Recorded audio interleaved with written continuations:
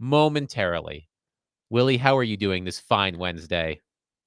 I'm doing well. I feel like my energy level's high. It's a little bit of a lighter week for the Predators broadcast crew, so I'm chomping at the bit for action.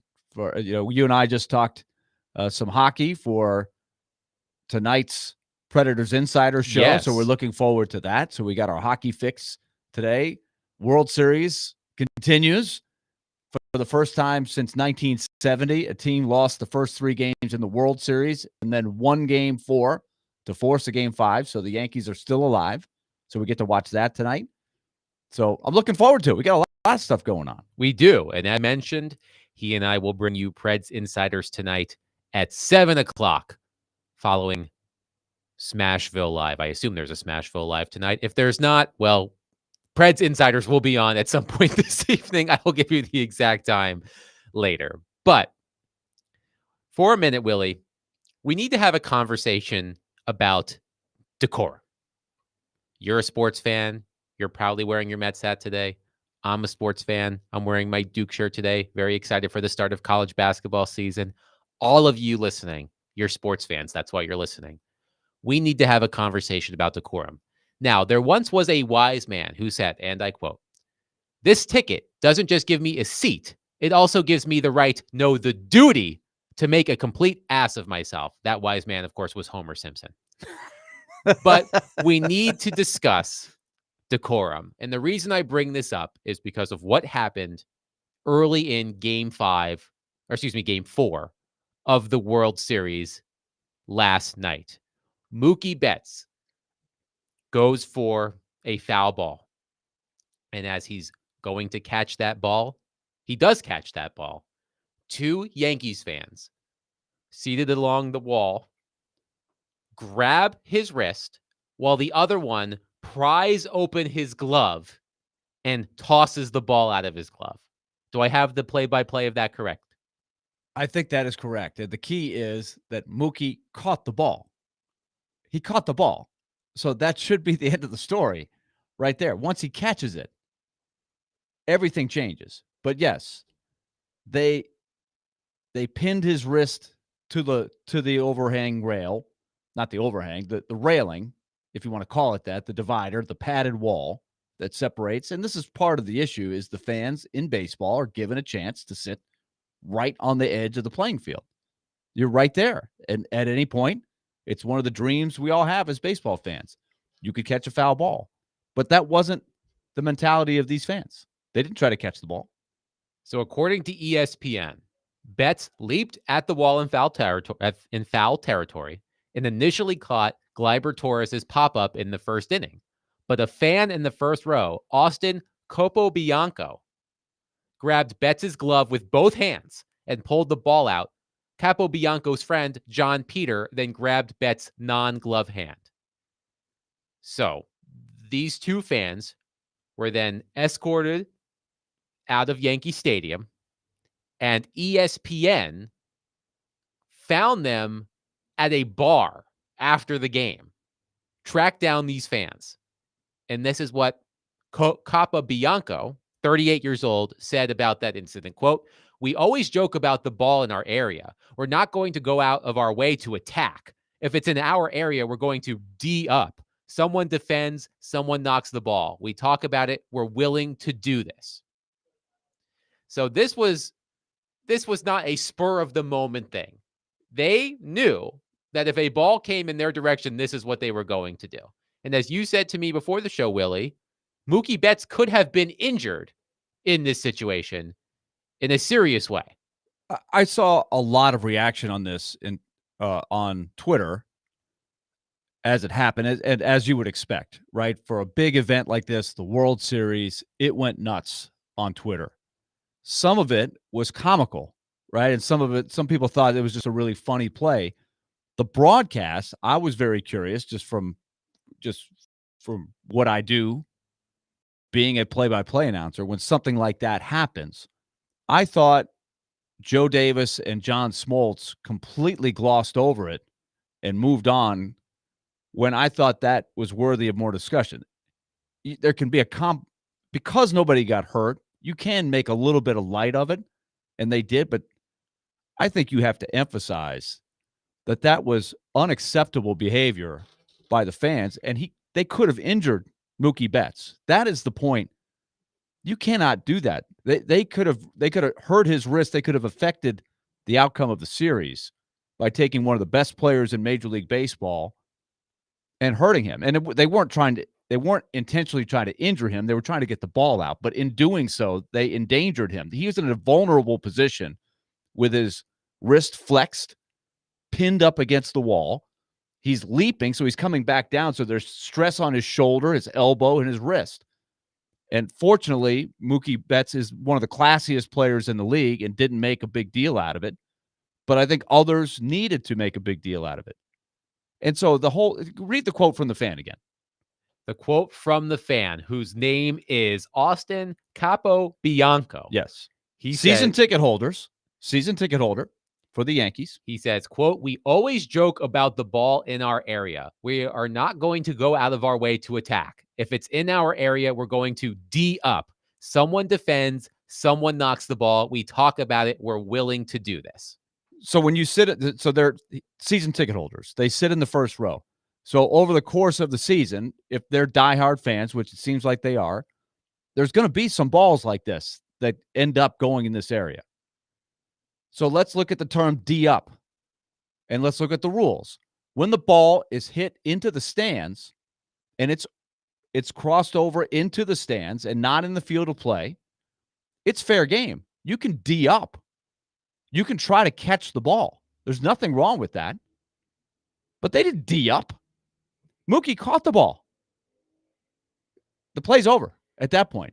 So that they went into borderline assault at that point. And for what purpose? It's over. He caught the ball. The batter's out. That's not D'ing up. Now, you have every right. When that ball goes into the stands, the player knows that it's not going to be easy to catch it. There could be a lot of hands. And just a natural reaction of trying to catch a foul ball. That's totally fine. Now, you can't reach out over the railing to try to catch it. We know that as well. That's interference. But the fan has every right to catch the ball. You have no right to do what they did. That was absurd. That was so stupid. It deserves more punishment, and I think being made examples of, because you can't. What's the next level? Bring a tennis racket or some sort of club, and when a guy reaches out into the stands, you start you're D'ing up. Hey, I'm just D'ing up. I'm bashing Mookie's glove hand or the outfielder's glove hand. What would keep them from doing that? So that's just a bad mentality, and it cannot be allowed to be accepted by baseball. And it's not enough to throw them out of the game, which, think about the thousands of dollars you spend on those tickets and you get thrown out in the first inning. How smart is that? But if they're allowed back, that's wrong. I think there should be more of a penalty. According to ESPN, Capobianco and Peter were escorted out of Yankee Stadium, but said they were told they would be allowed back for Game 5 on Wednesday. The Yankees did not immediately respond to ESPN's request for comment regarding if that was indeed the case. If I were the Yankees, I would release something and say those two will not be back for Game 5, and they have forfeited their rights to be season ticket holders when they are openly saying after the fact that they're okay endangering a player for the other team in doing that. Capobianco also told ESPN, "I know when I'm in the wrong, and as soon as I did it, I was like, boys, I'm out of here. I patrol that wall, and they know that." But there are other quotes by people who are Yankee fans saying, "Way to go, sticking up for the team." No, that's not what you're doing. Again, I would have no problem with a Yankee fan trying to catch the ball. It's every right to try to catch it. This was the second instance of fan interference we've seen in this series. Doing what they did, that was not a reaction. That was here I have a chance to wrestle the ball out. First of all, it served no purpose because he'd already caught the ball. But to try to knock it out and stuff like that, and in doing so, you pin his arm down, and there's two guys. It's a 2-on-1. And Mookie's arm is out there. It's exposed. That's wrong. Some people might think I'm taking too serious of a shot at this. I don't think so. I'm not thinking that was one of the funniest things ever. Now I've never seen that before. But like if Mookie's just standing there and they kind of go through a fun act of, oh, look, let me act like I'm taking it out, that'd be one thing. But they were aggressively trying to do that, and they weren't worried whether they hurt Mookie or not. No, they weren't. When I had heard about it before I watched it, and then I saw the slow motion replay of the guy pinning Mookie Betts' wrist to the wall while the other guy is using both hands to pry open his glove, which has the ball in it, in an attempt to get rid of it. It was bad, and I agree with you. I don't think there's any place for that.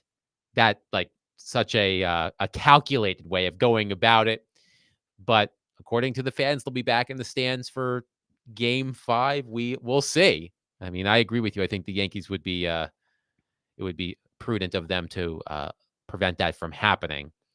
The Predators are back in action tomorrow night against the Edmonton Oilers, and we do have an injury update, a major injury update. The Predators will not see Connor McDavid tomorrow.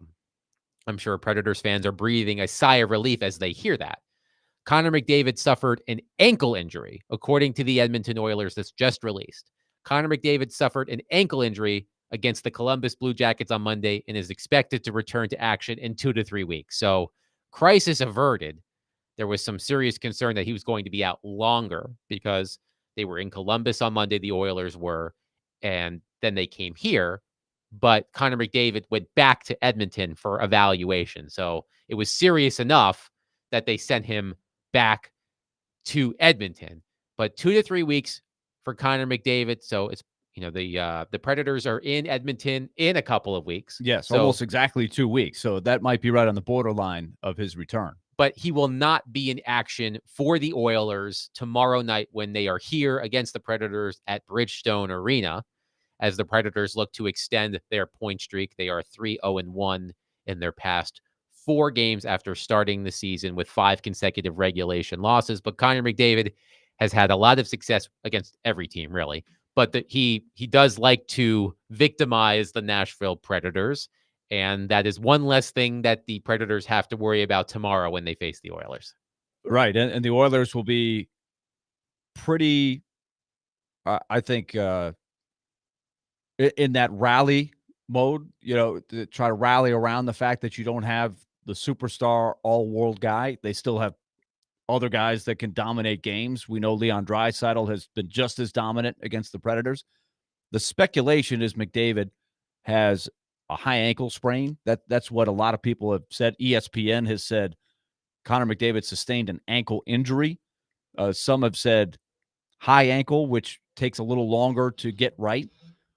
It is a long season, but the Oilers, as we know, haven't gotten off to the greatest start. They did beat the Predators a little over a week ago. So, look, sometimes you get unlucky. Sometimes you get lucky.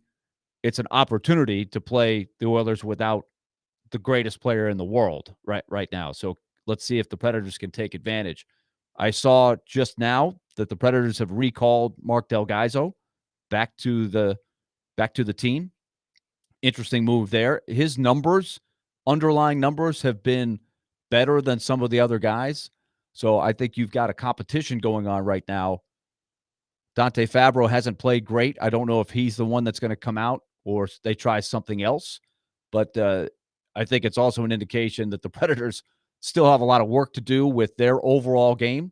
And the defense pairs are no exception. You heard Barry Trotz with Jared yesterday talking about this. Jared rightfully asked, what's going on with that? I think the forward line combinations are also a work in progress, but the defense pairs for sure are as well. The Titans get back to practice today as they prepare for the New England Patriots this weekend. Get excited for that game, folks. Patriots at Titans. This may be the Titans' best chance to get a win after being humbled by 2 legitimate Super Bowl contenders in the Buffalo Bills and Detroit Lions. They are playing another also-ran in the New England Patriots. By the way, maybe that's the name for the anti-ran club, the also-rans, because the Titans. Very interesting. Yeah, how about that? And I don't know the origin of the phrase also-rans. Is that some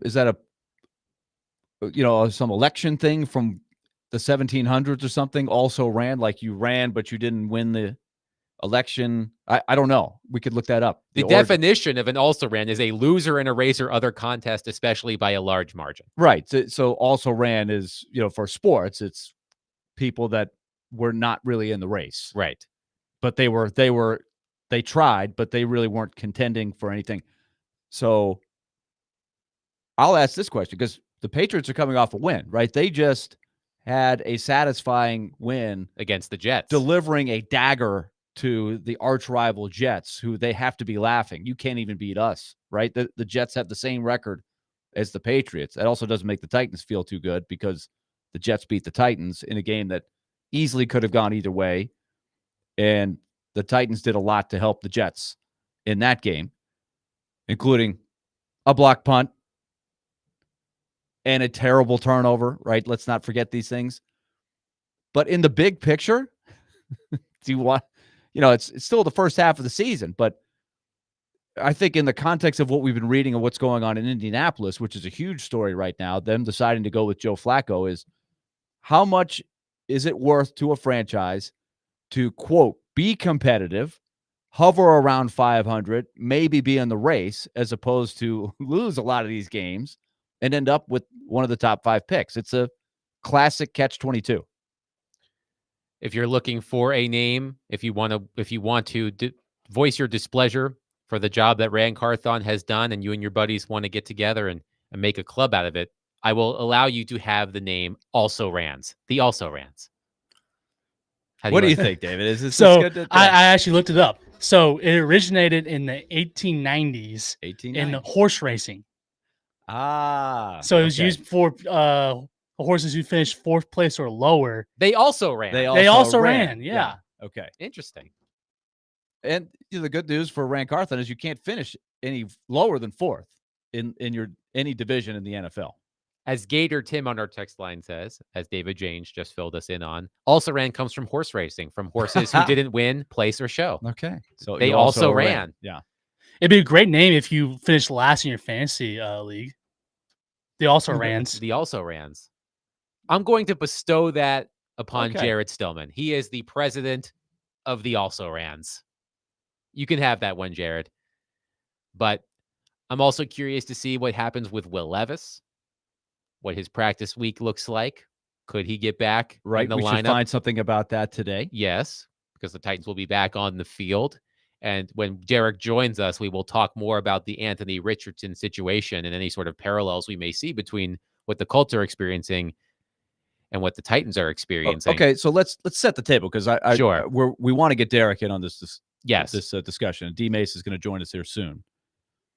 But just think how only just a couple of plays here or there could change, and the Titans could basically be where the Colts are. The Colts record is what right now? 4-4. Do I have that right? The Colts right now, they are 4-4. Are 4-4. So they feel like the last wild card is gettable, right? Just by virtue of their record. The Bengals and Dolphins among the Jaguars, teams that were expected to contend. They are 8th, by the way, in the AFC playoff power ranking. And of course, 7 teams make the playoffs. So they are the first team out at 4-4. They're a half a game out. They're the first team of also ran. Yes, they are the first also ran. Good point. Good way of putting it. Tying it all together. They're +3 in point differential, and their young quarterback hasn't played real well. Think about how close the Titans could be to being the Colts. Now, the record can't be 4-4 because they've only played 7 games. But the Colts-Titans game in which the Colts elected to, quote, rest Anthony Richardson and get him healthy and use Joe Flacco, who arguably was able to maneuver them into a win, right? If they had started Anthony Richardson, would their chances have gone down of winning that game? Maybe, but it was a very close game. The Titans were leading in the 4th quarter with the ball. They elected to start Will Levis, even though, come to find out, he wasn't 100%, and even said, I threw a key interception and my arm didn't feel good on that. But if the Titans had won that game and not given the first 2 games away, this is a woulda, coulda, shoulda. But they're not that far from being in contention at, say, 3-4, maybe in a best case scenario, a week 4-3, but being able to justify, hey, we're competitive. We're still in the race. It's not that far of a crazy thing. In fact, I know they're kicking themselves because they caught some breaks, right? They got to play the Packers with Malik Willis quarterbacking. They got to play the Colts with all their issues at quarterback. They got to play the Dolphins with all their issues out there, and they couldn't take advantage of it. But who's better off in the future? I think it's a classic debate, right? Remember your colleague at The Athletic for a while, Mark Lazarus, who still writes for the league, basically for The Athletic, but he's based in Chicago. He wrote the piece that people still think about a lot is, okay, the Predators are going to make the playoffs. This was 2 years ago, but they're barely going to get in. They don't have what it takes to go deep. And the Blackhawks have bottomed out. But who is closer? Who is going to have the next significant team that goes deep? And Predator fans have filed that away, right? Because since then, the Blackhawks have only slipped further down. They're in the depths of the tank and rebuild, which is taking a long time. They're better this year than they were last year, but there's still a long way to go. And the Predators have done a very interesting route, trying to retool and stay competitive the entire time and not dip. But that's a little bit what the Titans and Colts are looking at right now, is it not?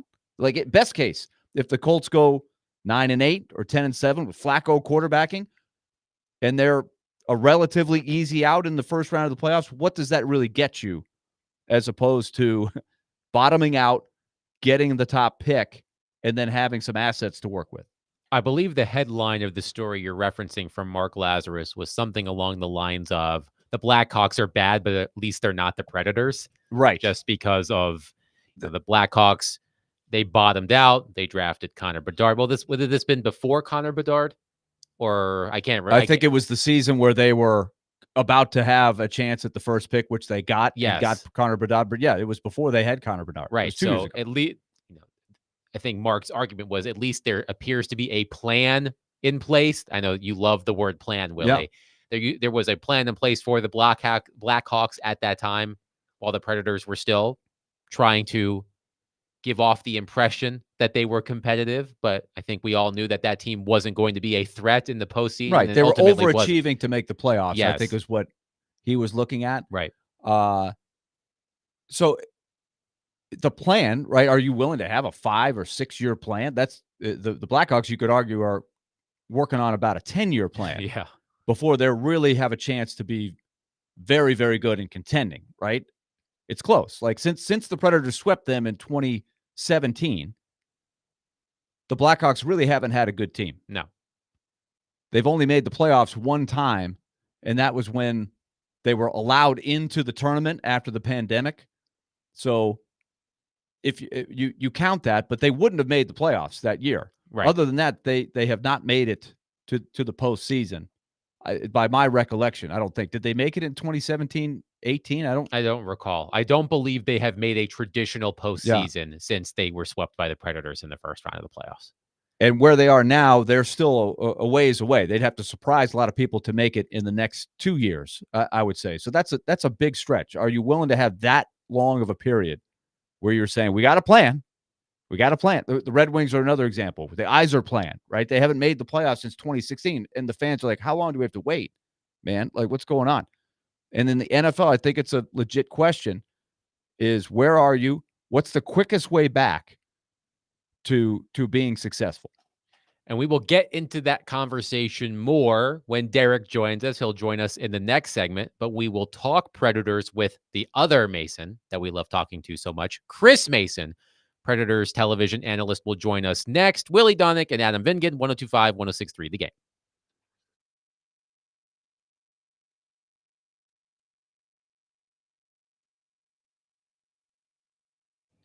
Okay, let's talk Lone Pronto. Lone Pronto wants you to know that even though out there you might be in the position a lot of Americans are in, or a lot of Tennesseans, a lot of middle Tennesseans, where you've got big bills to pay and you're getting eaten up by high mortgage rates, they have got for homeowners a really good program called the Express Equity Line of Credit, which allows you to take money out of your home's equity at a better interest rate and then tackle the bills that have the higher interest rate, like a credit card bill or a car loan, where you're really getting nailed each month with interest payments that you may not even be feeling because you haven't really done the math. But let Loan Pronto help you with that. Loan Pronto's Express Equity Line of Credit can get you thousands of dollars, and they can get it to you fast in as little as 5 days, and then you can attack that debt.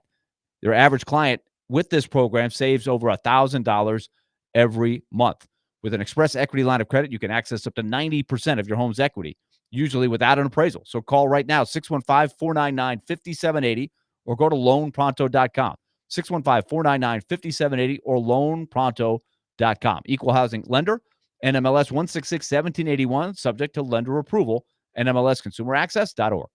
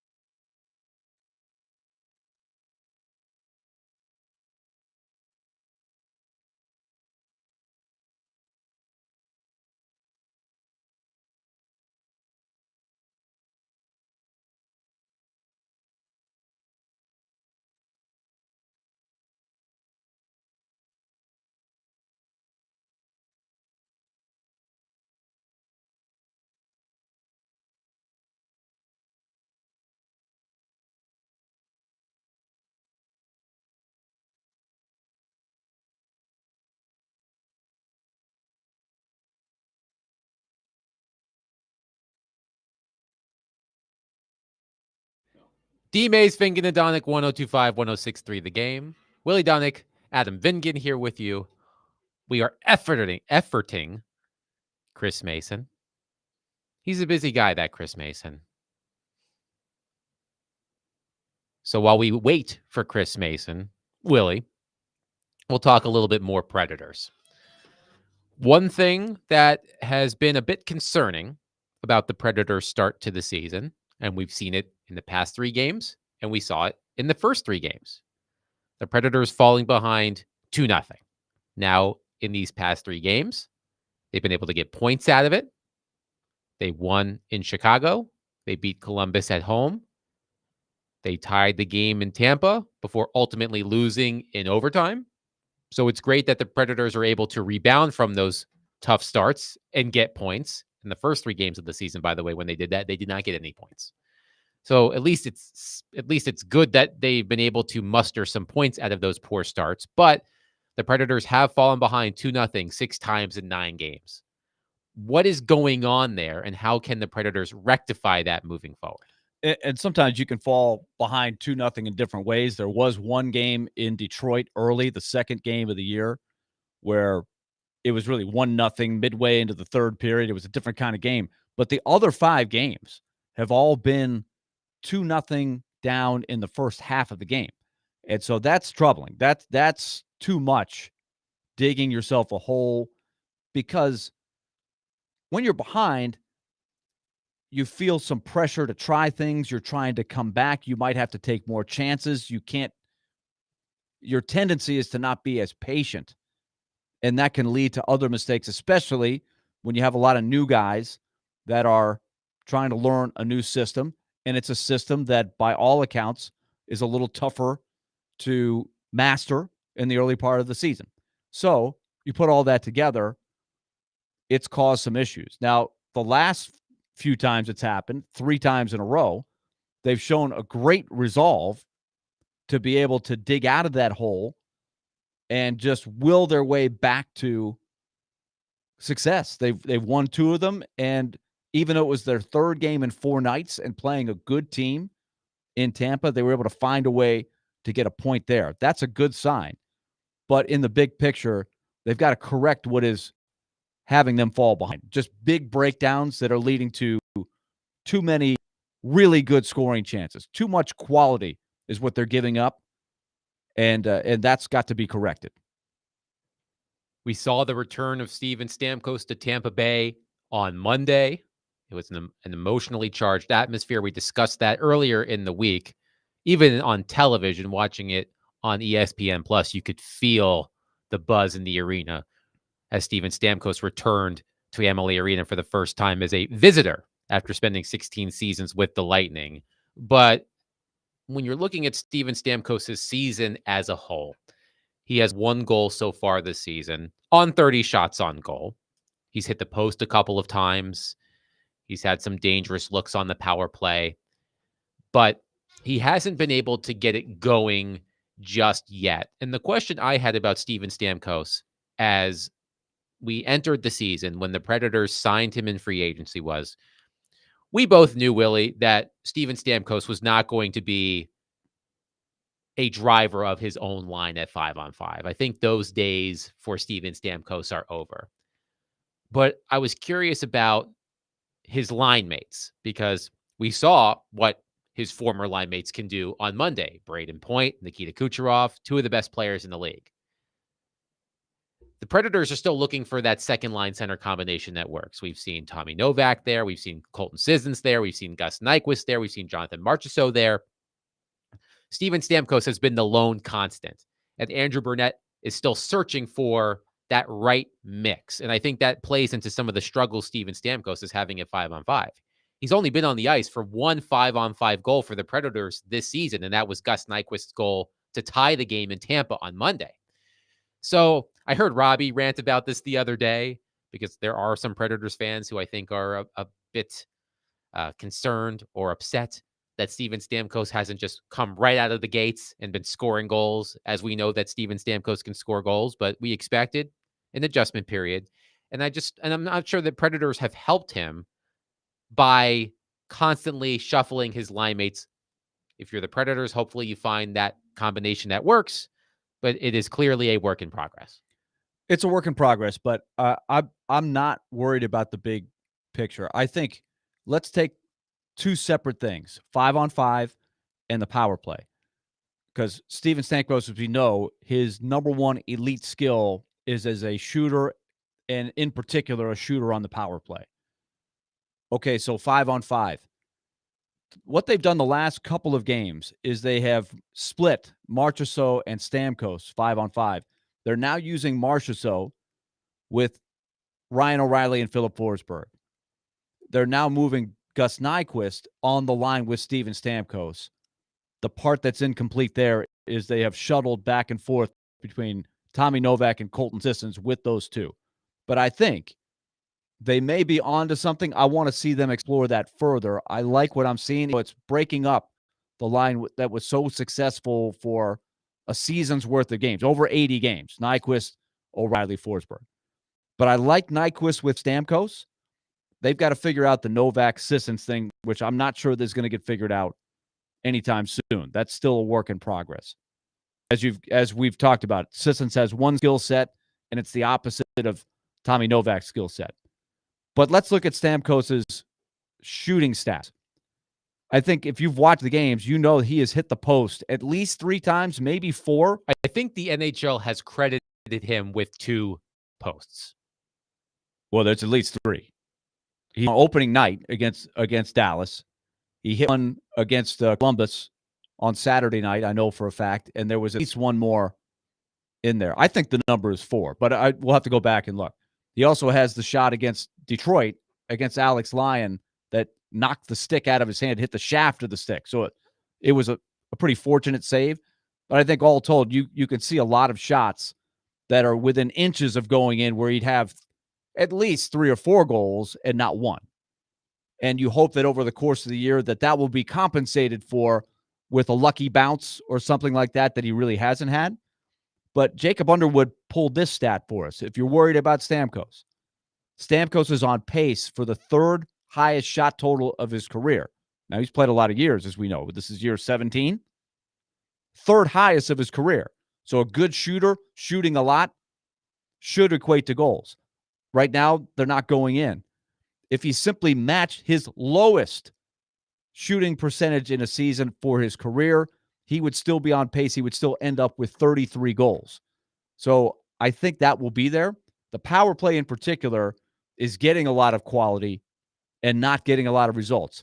5-on-5 for the Predators, that's the biggest problem that they have right now. They're not getting the quality. They're getting a lot of shots, a lot of zone time, but not turning it into the quality scoring chances that they're looking for. And on the other side of the ice, they're not playing defense that often, but when they are, they're giving up too many quality scoring chances. That would be the number one thing I think Andrew Brunette wants to fix, the 5-on-5 flow of the game.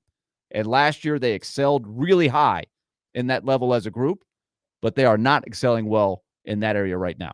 The Predators as a team have not had that puck luck in terms of shooting percentage. Their opponent tomorrow, the Edmonton Oilers, have had it just as bad, if not worse. And what tends to happen in those situations is eventually that puck luck turns. And once you hear this all the time from a player in a slump, I just have to get one. It doesn't matter how I get it. If I get a goal, the floodgates will open.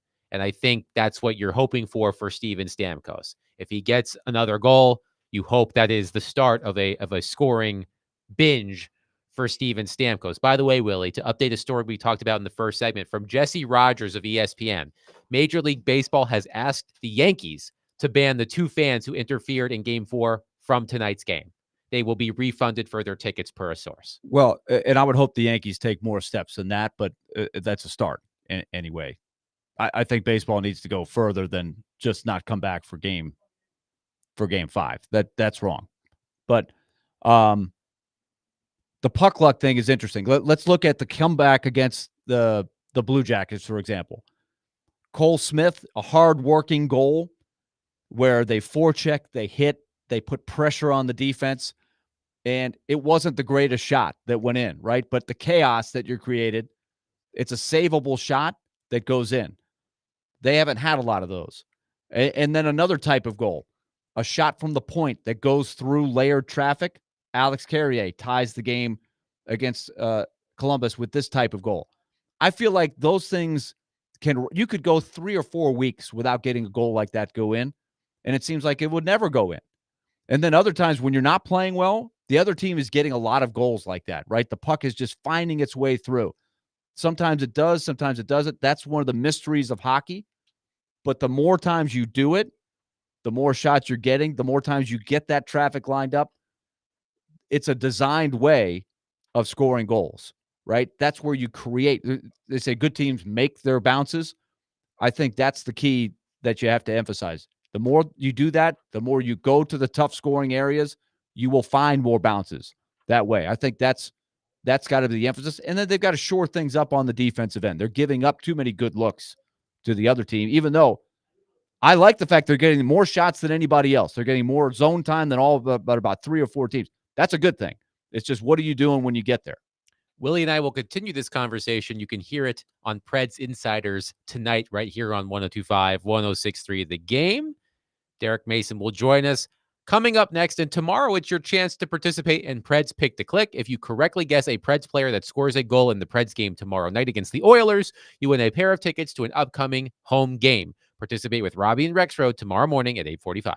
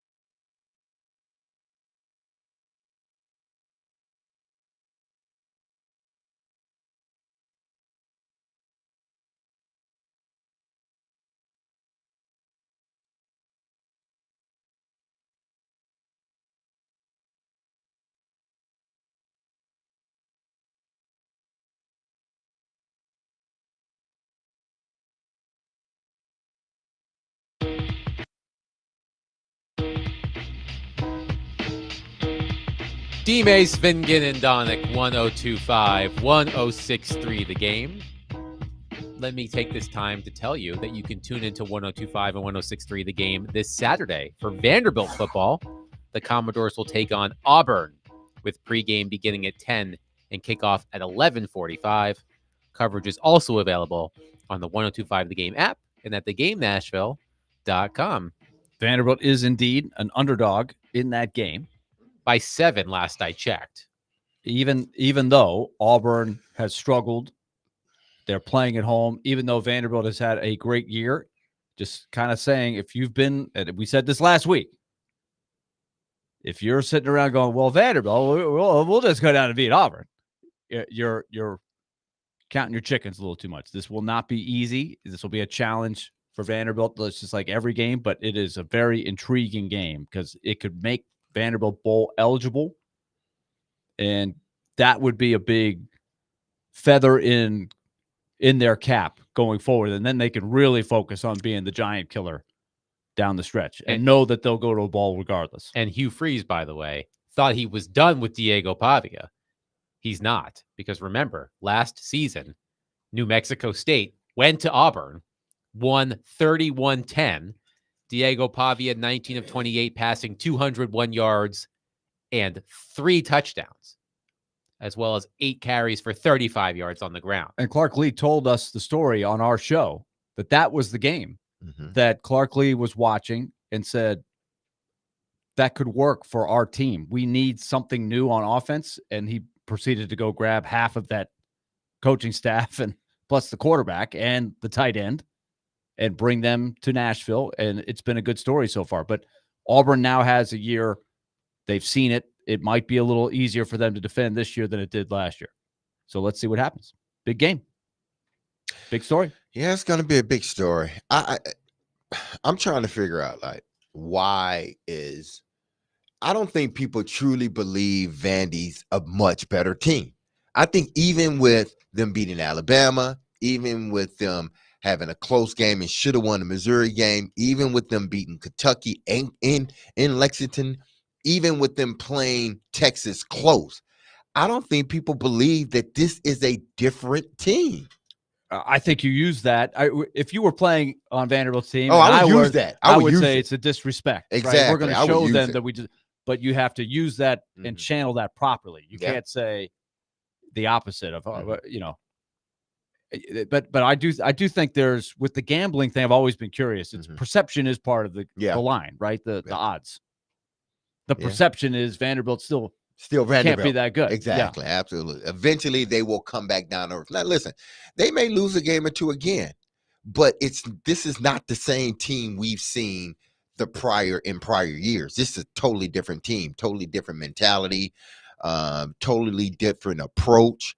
And the play on the field tells you that this team is different. Even in the losses to Georgia State, games that we felt they should have won, they didn't win them, but they showed that, hey, listen, when we want to kick it and drive again, we can. But unfortunately for them, they kicked it and drive, but then we're not able to stop Georgia State when Georgia State had the ball last. One texter points this out, and he's right, or she's right, because there's no name on this text. New Mexico State beat Liberty 49-14 a couple of years ago when Hugh Freeze was coaching Liberty. Yeah. And Diego Pavia had 214 yards and 3 touchdowns. So Hugh Freeze sees Diego Pavia in his nightmares. Yeah, he does. That's interesting. He can't get away from the guy. Doesn't matter. I'm going to leave and go to Auburn, and when I'm not going to sit. Oh my goodness, he transferred to Vandy. Here we go again. Well. So Diego Pavia is apparently Hugh Freeze's kryptonite, and we'll see if the Vanderbilt Commodores can do that again this weekend at Auburn. As we mentioned, Auburn favored in that game. Might make for a by good 7. By 7. Man. Might make a good silly underdog pick tomorrow. Oh yeah, we shall first see. Pick? I think Chase has the first pick. Damn. I think Chase has the first pick, and Chris Sanders unfortunately get back on the board this past weekend because he picked Ball State to beat Northern Illinois, and that did happen. So I'm sure Chris will be gracious in victory. I can only imagine. Hello? Yes.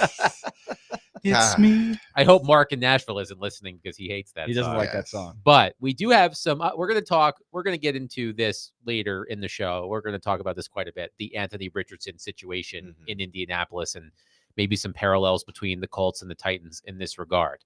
But Colts coach Shane Steichen has spoken, say that 10 times fast, about the decision to bench Anthony Richardson for Joe Flacco, saying it gives the Colts the best chance to win right now. He said, quote, "It's a difficult thing, benching Anthony Richardson, but, quote, it's my obligation to the 53 guys in this organization to win football games. And right now I'm focused on the present, winning football games. We'll get to the future when we have to get to the future." That was Shane Steichen addressing his decision to bench Anthony Richardson for Joe Flacco this week. Well, I mean, that's nothing. It doesn't sound like anything that I haven't heard before. And that's why I said, this weeks ago with Will Levis, before I got to a point where, like, man, just let him play it out, because at least we'll get a higher draft pick. And it just seems like no matter if he plays or not, you're gonna get a high draft pick. So whether Mason Rudolph is in there or not, it doesn't matter in regards to your position in the draft. But I said then, like, you will lose the locker room if you continue to do the same thing. If you continue to trot a guy out there that isn't getting the job done because you say he's the future and you got to play him. Well, what you will do is alienate the whole room, and then the room's going to turn on you, all because you chose to cut off your nose in spite of your face, or however it goes. You can't do that. You got to look at the whole picture. Yes, you want this young man to succeed, whether it's Richardson or Will Levis, but also you have a responsibility to the organization to be the best team that you could possibly be. And if the backup quarterback gives you that opportunity right now, then that's what you do. You put the backup quarterback in until you feel that the young guy is ready, or till you surround him with enough pieces that you feel we can bring him in slowly. So I'm not surprised by Shane Steichen, and he probably looked at it from this standpoint. Houston hasn't looked great. They got a receiver. They just down another receiver. Diggs is out for the year. Nico Collins has been out. Not Downs, but the other kid, he's been injured. Tank Dell. Yeah, Tank Dell's been injured off and on. The running back, he's been injured. So as good as Houston has been, they have not played great, and the division is still there for the taking. Colts are 2 games back of the Texans currently. And that's why they're making the decision to change quarterback, because they want to get they see right now that Houston is gettable. So they want to do everything they need to do to make sure that they can catch Houston and potentially win the division. Houston, by the way, is at the New York Jets on Thursday Night Football. So tomorrow, Houston at the New York Jets. The Colts play the Vikings on Sunday Night Football. So Joe Flacco will start there. But some really interesting stuff coming out of this Anthony Richardson situation. Lots of different sides of this conversation. And I think it'll be interesting to look at some of the parallels between the Titans and the Colts with their quarterback situations. By the way, Joey in Bellevue wonders if Chris Sanders even know he won this weekend because he's been busy watching the Golden Bachelorette. Oh, he knows. He told me last Sunday. Okay. Yeah, we talked about it last Sunday. So he's very aware that his team won. Well, we'll get to that tomorrow. But yes, Chris, very into the Golden Bachelorette. 615-737. Yes, look, I've seen some ads for it. I can understand the appeal. It's pretty good. 615-737-1025. Jonathan Hutton from Hot Mic with Hutton and Withrow will join us talking Titans, talking Colts, talking NFL, talking everything. Coming up next, Willie Donick, Derek Mason, Adam Vingan, 1025, 1063, The Game.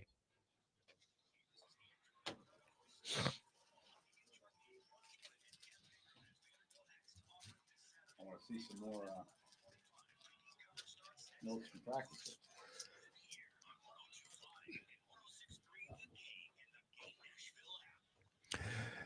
November 9th, mark your calendar for the Iron Goddess all-female show, which is coming to Nashville and is sponsored by our friends over at Law Tigers. Meet us at the fairgrounds as female riders from all over the world will be here in attendance. Man, that's a lot of people that's going to be at the fairgrounds.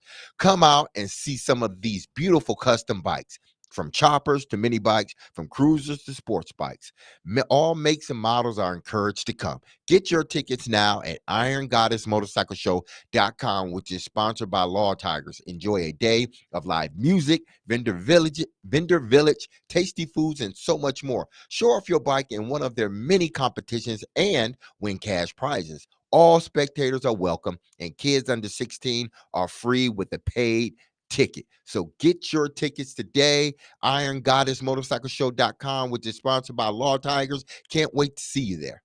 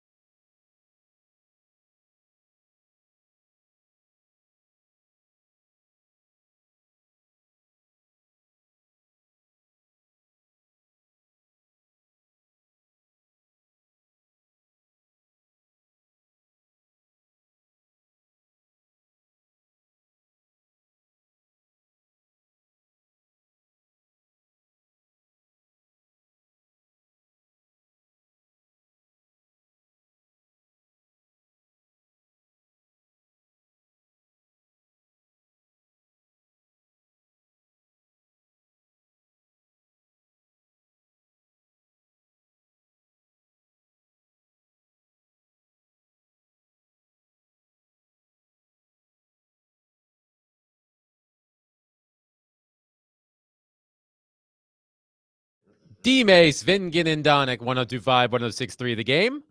Broadcasting from the Busy Bee Plumbing, Heating, and Air Conditioning Game Nashville studios, home of the $99 yearly Beehive membership, where the buzz is always about great service. Willie Donick, Derek Mason, and Adam Vingen. Awaiting Jonathan Hutton from Hot Mike with Hutton and Withrow. What's with all of our guests today?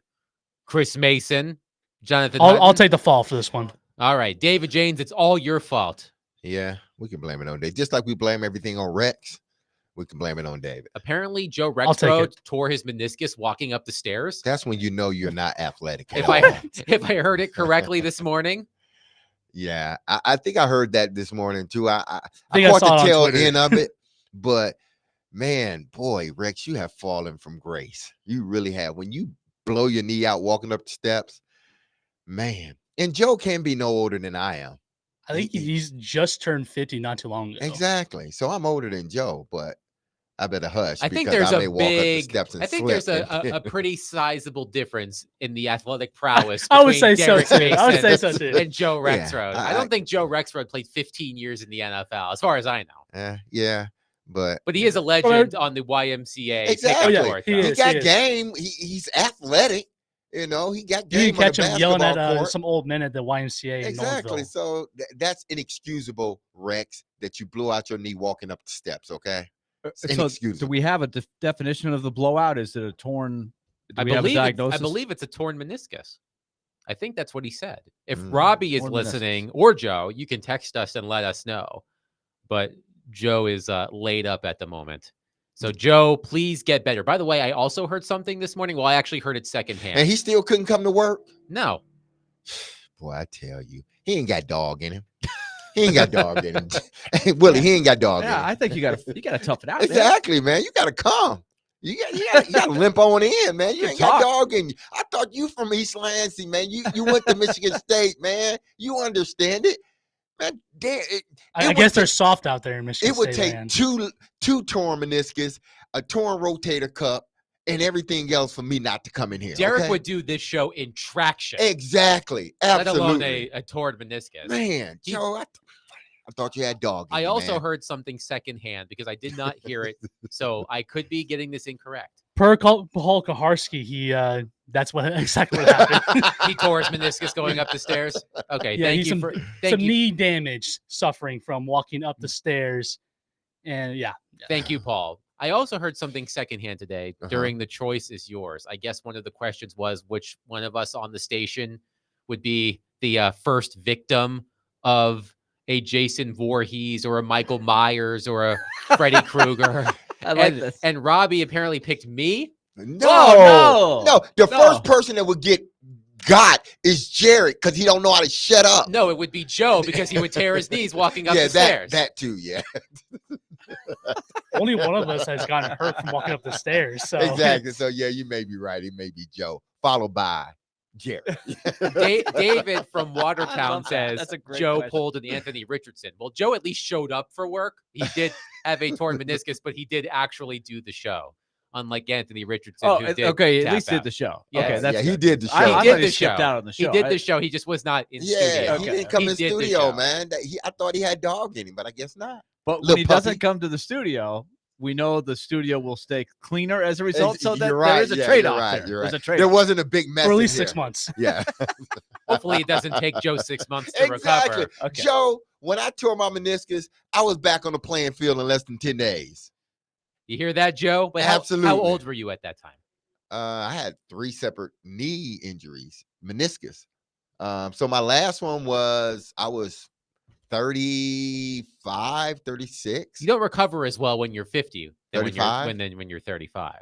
Yeah, you may got a Athletic point. riders take a little longer, Yeah, no, to be I ain't fair. giving. I'm not giving Rex a pass. Nope. He come from East Lansing. He went to school in East Lansing at the Green and White. So I ain't giving him no pass. I will just say this, and I can speak to this because I am a former employee. Just because you work for The Athletic doesn't make you athletic.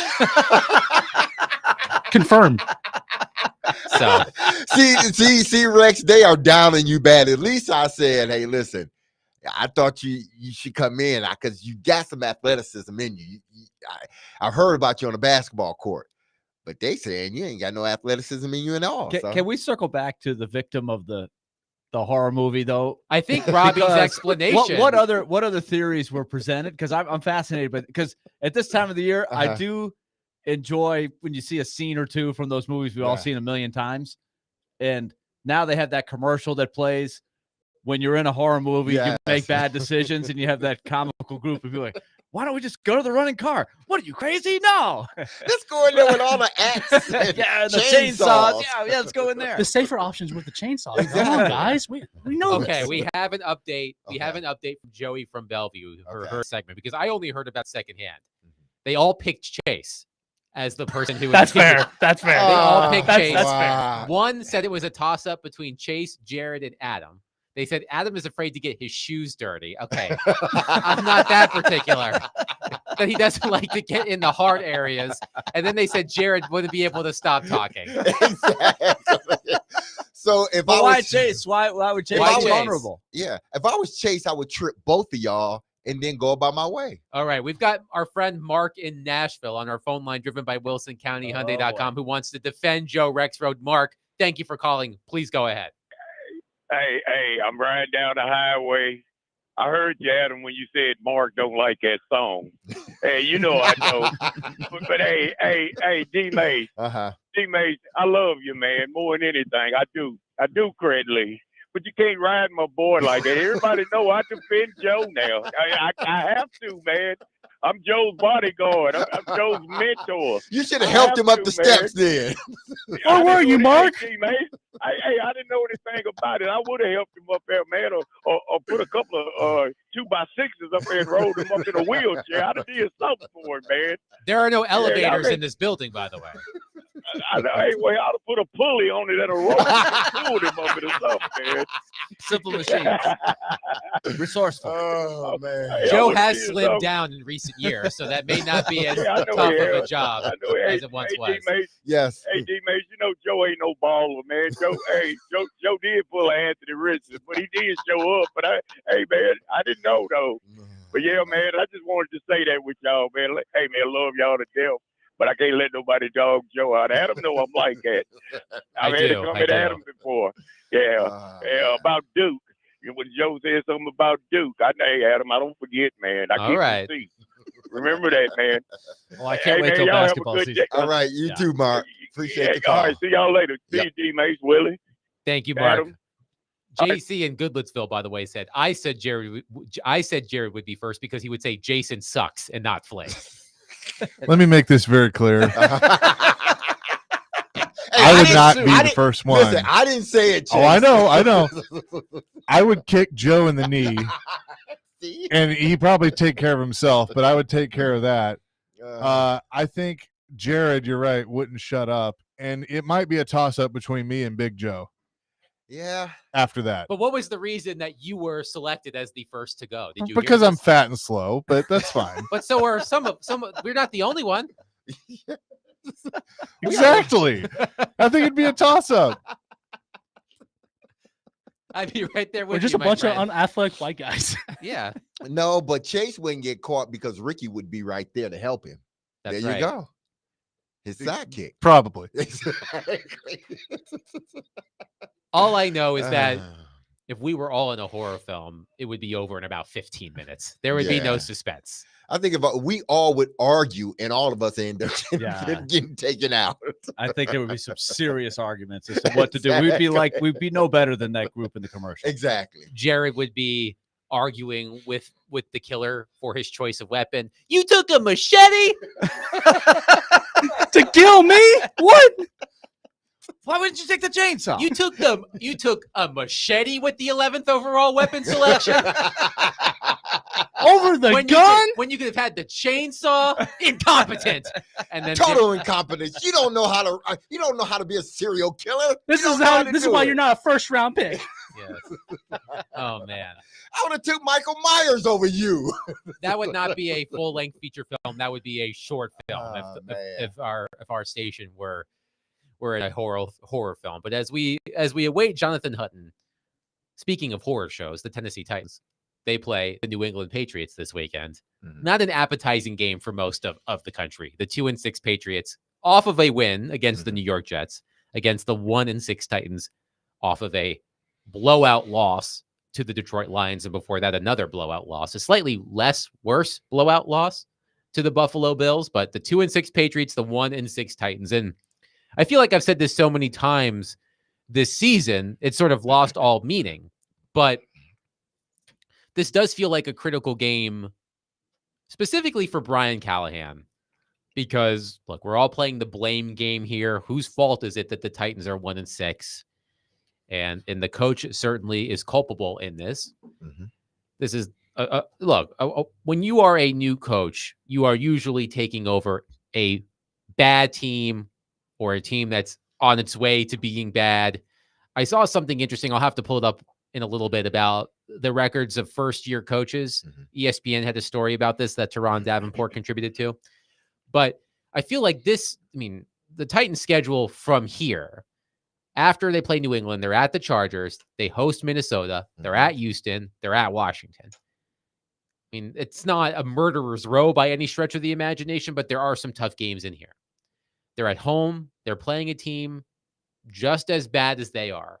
And I feel like if the Titans aren't able to get it together enough to beat the Patriots at home, if you thought that the sound, the noise around the team was bad now, I feel like it's going to get significantly worse if you lose at home to the Patriots. I'll give you a flashback that I just had in my viewing pleasure as a lifelong NFL fan. I moved to Orlando, Florida when I was 12, and I inherit the Tampa Bay Bucks as your Sunday viewing pleasure. 1983 is the season. So that year, Tampa is hosting in the Big Sombrero the Super Bowl, right? Mm-hmm. So they had the Super Bowl. So that was a big story. All you're like, hey, the Super Bowl is going to be here. It's going to be exciting. And meanwhile, Tampa Bay is having a very Bucks-like year, like there were a lot of years. And they were 1-11 in the post-Doug Williams era. They famously let Doug Williams get to the USFL. They got a contract dispute. Doug Williams leaves, and they really sink. So they're 1-11, and they're playing the 1-11 Houston Oilers, quarterbacked by Oliver Luck, the father of Andrew Luck. So, of course, with the Super Bowl coming, it was billed all week as the toilet bowl. We have the Super Bowl, and we have the toilet bowl. It was all the newspapers were all over that. And who do you think won the game? The Buccaneers. The Bucks actually won the game, but I guess the point is, it's like, what I in the big picture, would you rather pick first or fifth? Mm-hmm. Right? I mean, you'd rather pick first, but in that moment, you can't. You need to win, right? Brian Callahan's got to establish credibility. They've got to establish something. So I am just not a believer in, I hope my team loses. Mm-hmm. Right. I do think it's a trade-off. It's worth keeping culture, building something, trying to grab some foundation. There's no team out there that is going to purposely lose, because even if you set up a roster that isn't good, those players are still going to go out there and play and give it their all. So this notion of, just lose the rest of the games, it doesn't happen. This is not an individual sport. This is a sport that comprises of a lot of individuals. And, if you got a team that is, conveniently or purposely losing, then you might as well get rid of that whole team. You might as well just say, all 52 of you guys, I'm cutting all of y'all and I'm starting over again. Because if it happens now, who's to say it's not going to happen again when you're really trying to win and guys get upset because they don't like you or they don't like something that's going on? They're going to quit. Why? Because you basically told them to quit years prior. So guys don't do that. Coaches don't do that. I don't believe. Now, whether owners do that, that's a different story. We saw what happened, in Miami a few years ago. And, Flores came out and said the owner basically wanted him not to win. And rarely do you see things like that. So I can't picture under any scenario that these players for the Tennessee Titans are going to basically lay down, because Arden Key said it. Like, listen, you are auditioning for 31 other teams. That's basically what you're doing. So you don't want to go out there and put something on tape that is not good. So the notion of throwing games and all that, no, not with players. Wes from Hermitage on our text line, driven by WilsonCountyHunted.com, says, you gain absolutely nothing by winning this game. If you want to win, beat another team, but you absolutely have to lose to the Patriots, no exceptions. Well, I mean, again, have to in all caps. Well, you're that tells me, in listen, I don't know you and your background, but based upon where you answered that question, that means you've never played team sports in your life, or you've never been in a competitive situation, because any competitor will not go out there and purposely lose. Someone that is a competitor, someone that loves to compete, they're not going to go out there and purposely lose. If you go out there and purposely lose, you can't then tell me you are a competitor, because a competitor doesn't do that. I just want to wrap up our conversation about the who would survive in a horror film. One texter says that Jared would be the first to die because he doesn't have a right tackle. But is that figuratively or literally? Literally or figuratively? You let us know on our text line 615-737-1025 of all of our personalities on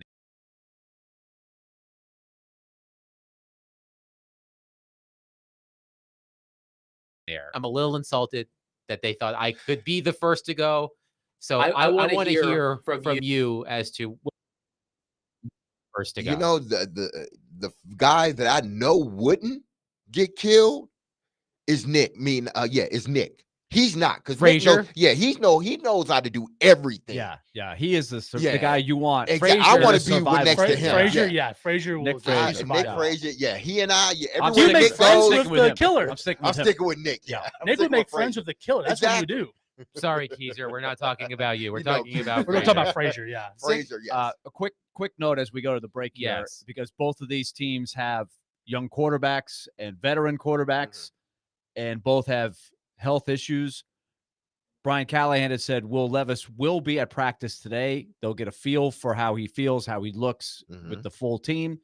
Drake May, who got a concussion last week, is in the protocol, but they think he will be limited at practice today. So it looks like he's going through the protocols and has a chance to be eligible for Sunday, which I wasn't sure would be the case after the game on Sunday. So that's something to keep track of too, because I do think winning this game with your young quarterback it presents a little more hope than winning this game with your veteran backup quarterback, Brissett or Rudolph. Because they're not going to be here next year, either one of the guys. Right. It doesn't do you as much good in the long term.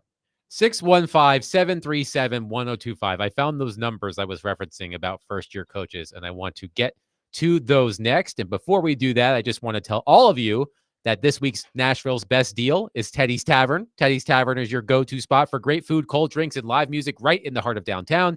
Get half off a $100 gift card now for Teddy's Tavern at thegamenashville.com/deals while supplies last.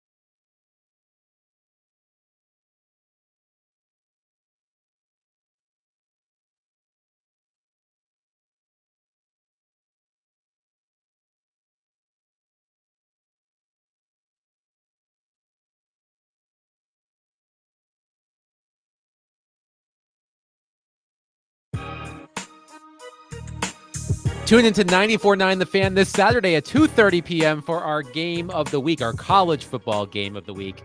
Florida versus Georgia. Presented by Twin Peaks Restaurants. Take your tailgate to Twin Peaks, home of 29-degree drafts and wall-to-wall sports. The world's largest outdoor cocktail party. Florida Correct. versus Georgia.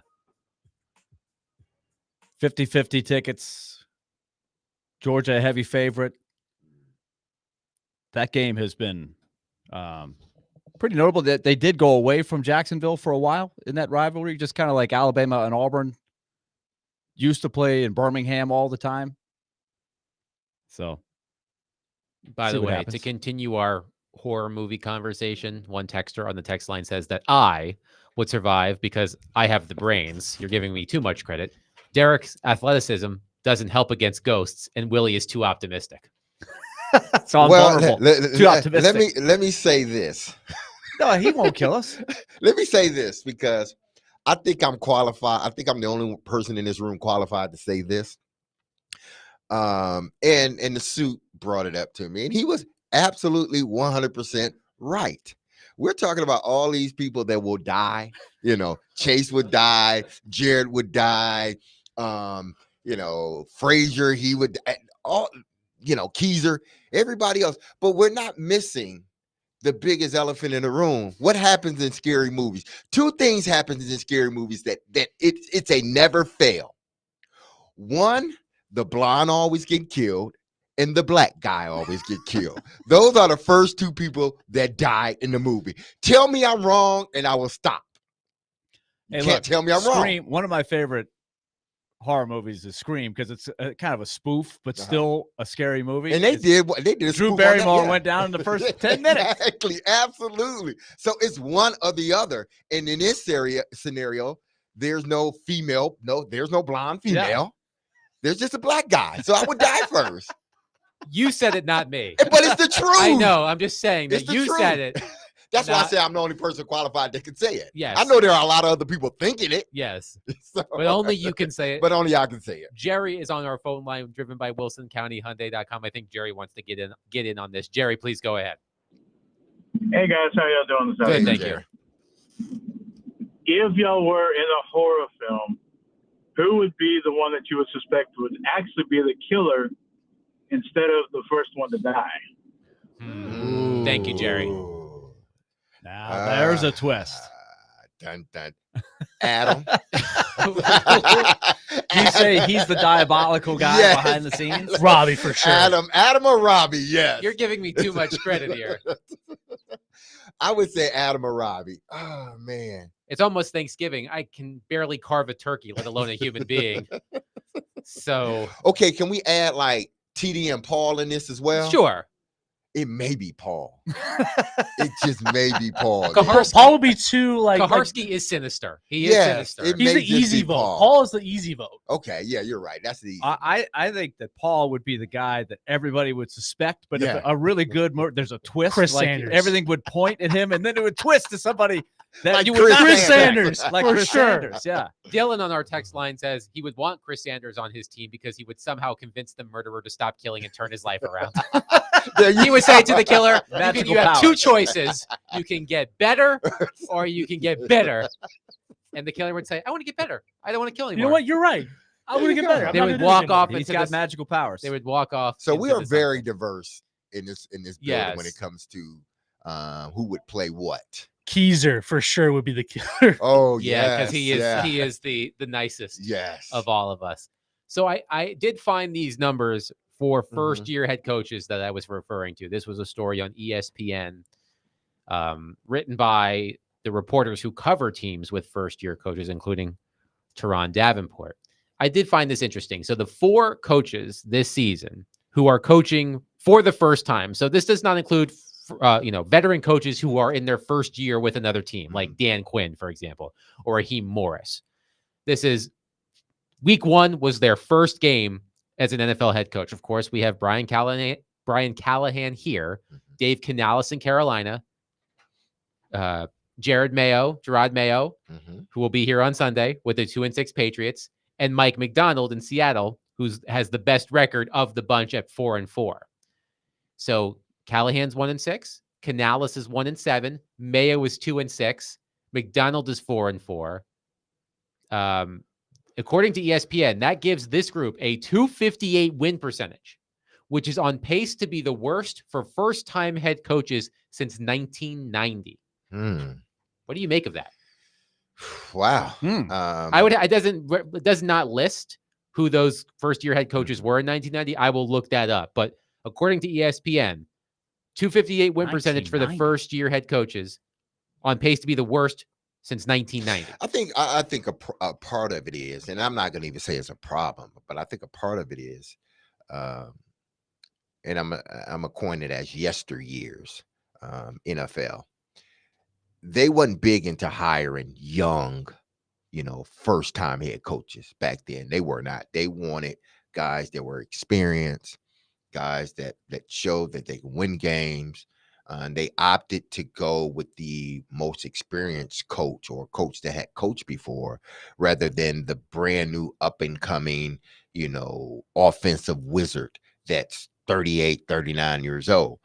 I think now, because of, the change in the NFL, they're looking to go younger at that position, because it seems like, when you hire young, these guys got fresh new ideas. They see the world a little bit different.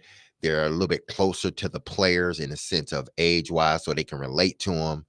And sometimes, because they don't have the experience, it's like time on task. It's like I'm learning as I'm going. You're going to go through some growing pains, whether it's the coach in Cincinnati, whether it's the coach in San Fran, Dan Campbell, guys like that, ultimately turned out to be good coaches. They had to go through the fire first. Whereas before it was, you're going through the fire as an assistant for a good while. And then they figure, okay, we'll give you an opportunity when we feel your age appropriate. Back then they were not hiring 35, 37, 38-year-old coaches. The coaches were a little bit older back then. So that could be one of the problems, not the sole problem, but that could be one of the reasons why, these guys are starting off their careers like they are. And then, some of these teams, because of the free agency and the salary cap or whatnot, players move from team to team. And if you don't have that quarterback, it's going to be very hard for you to win in this league. So I can't easily find the first-year head coaches from 1990, but this was another interesting stat in this story, Willie. Since the 1970 merger, 48 coaches had a 250 win percentage or worse in their first season as a head coach, and the average number of games coached for that group is 50, or just over 3 seasons. So the theory is if you start poorly, you're not likely to get a long leash. Correct. Mm-hmm. But 1990 is pre-salary cap. So I think probably it's reasonable to think that it's harder to climb out of a hole. Whereas in the salary cap era, the parity speeds up. The cycles can be quicker, I think, in a lot of cases. But like we were doing an evaluation of the roster top to bottom yesterday with the Titans. And I think there are times where a new coach comes into a group that has already gone through the toughest time of a roster reconstruction and is ready to start winning. Dick Vermeil comes to mind when he took over the greatest show on turf. They'd been bad. They'd been picking high. They just hadn't won. And he gets there, and suddenly they catch lightning in a bottle with Kurt Warner, and we know what happened after that. That's an extreme case. But I think sometimes a new coach comes in right at the beginning, and I think of a reconstruction, whatever you want to call it. I say rebuild, and I think that's kind of what Callahan has got. And I think Mayo for New England, they just started the tear down last year. It just crumbled last year, right? Bill Belichick held it together for a year or two after Brady, but it was there were cracks. It was falling. The window was inevitably going to close, right? And then it crumbled last year. So they've got it's going to get worse before it gets better in most cases, and that makes it tough on Gerard Mayo. So we'll see 2 of those first-year head coaches on the field at Nissan Stadium this week when the Patriots visit the Titans. 615-737-1025. We'll continue the conversation on the Titans coming up next.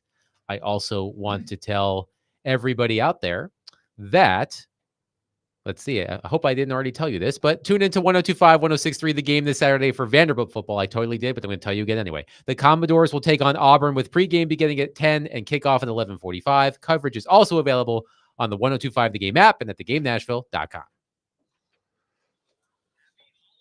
Let's go look at 1990.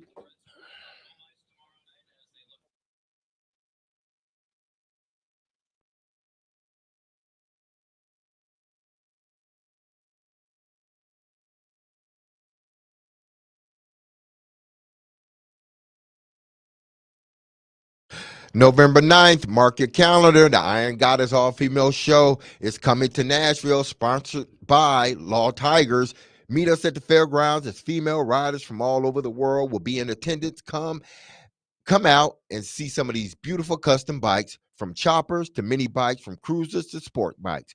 All makes and models are encouraged to come. Get your tickets now at IronGoddessMotorcycleShow.com. That's IronGoddessMotorcycleShow.com, which is sponsored by our friends over at Law Tigers. Enjoy a day of live music, vendor village, tasty foods, and so much more. Show off your bike in one of their many competitions and win cash prizes.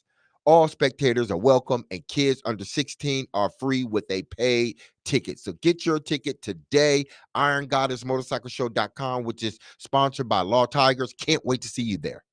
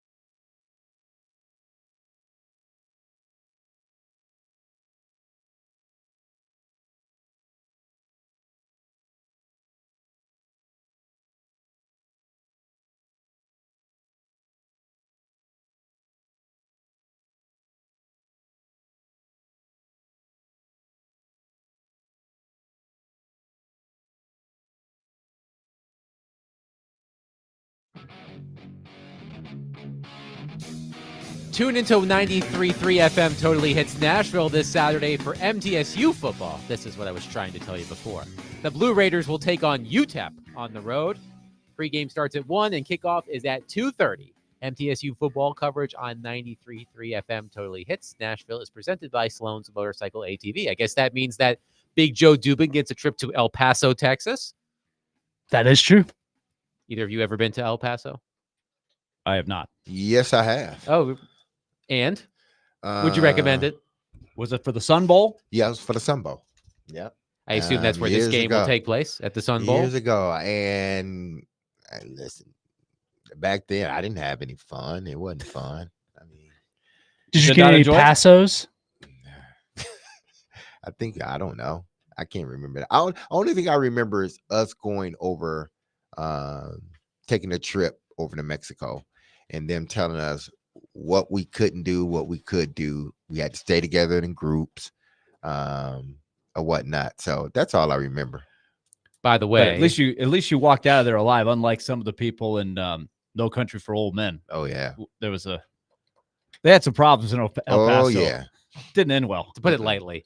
By the way, according to Teron Davenport, L'Jarius Sneed is still week to week. Brian Callahan said he doesn't anticipate Sneed being out there. I assume both in practice and in the game on Sunday. It's not good. It's not good at all. So L'Jarius Sneed not expected to practice. It also appears that he will not play, though Brian Callahan said that Tajay Spears likely to play this week. So the Well, Titans they could can get use him. Tajay Spears back against the New England Patriots. And Willie, during the break, you went back and looked at first-year head coaches from 1990. It's an incomplete study, but I am looking at a few. There's a couple of guys who got a crack getting hired mid-season, taking over Do you for count veteran those guys? coaches. I think you would probably count that. Mhm. For example, the Buccaneers, another not so good year for them in 1990. Richard Williamson took over for the veteran coach Ray Perkins, Mhm. who is famous for, well, do you know? The most famous thing about Ray Perkins in this part of the country would be he Perkins. succeeded, not the restaurant Perkins, no. He succeeded Bear Bryant as the coach of Alabama. Ooh.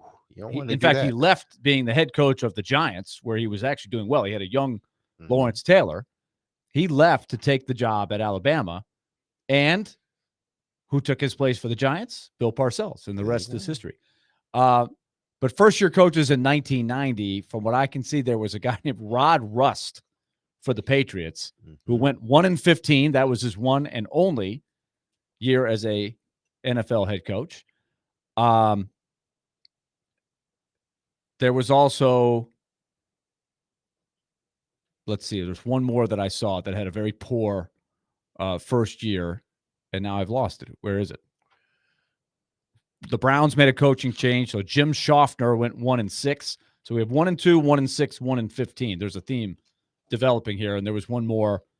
Bruce Coslett, who was the architect of Sam Weich's no huddle offense Mhm. in the 80s with Boomer Esiason and the Bengals. Some good teams got the Jets job and went 6-10 the first year. So that's what I found so far In the 90s? in 1990. He said Well, the George first year Seifert- coaches this year are the worst first year coaches since the 1990 season. So George Seifert took over for Bill Walsh in In 90, 89, won the 90. won the Super Bowl, Mhm. and then they were really good again. And the Giants beat them in the Mhm. championship game that year. But he had took over basically a loaded team. Absolutely. Yeah, that team was But that loaded. was the year before. So that doesn't count until for the So you're talking about the 1990 coaches. 90, In 91 season. 1990, yeah. Okay. And of course, Okay. the Super Bowl is January of 91. Okay. So Brian Callahan is addressing reporters at St. Thomas Sports Park. And the big news in the NFL is the Colts' decision to bench Anthony Richardson for Joe Flacco. Shane Steichen explained that it gives his team the best chance to win. So Brian Callahan was asked a similar question as it relates to Will Levis and the fine line between developing a quarterback and doing what's best for the team. This is what Brian Callahan said moments ago. We're in a production business, and that's the, at some point you reach that apex where we do have to win or show that we're improving. All those things are all part of it. And you really want to make sure that the rest of the team feels the same way too. You reach a certain point where if they don't feel like that gives them the best chance to win, that's always the hardest part, because you got a bunch of guys that put their bodies on the line every week too, or it means something to them, and they don't take they want them held to the same standards. If your position is not playing well, usually what happens, find somebody else.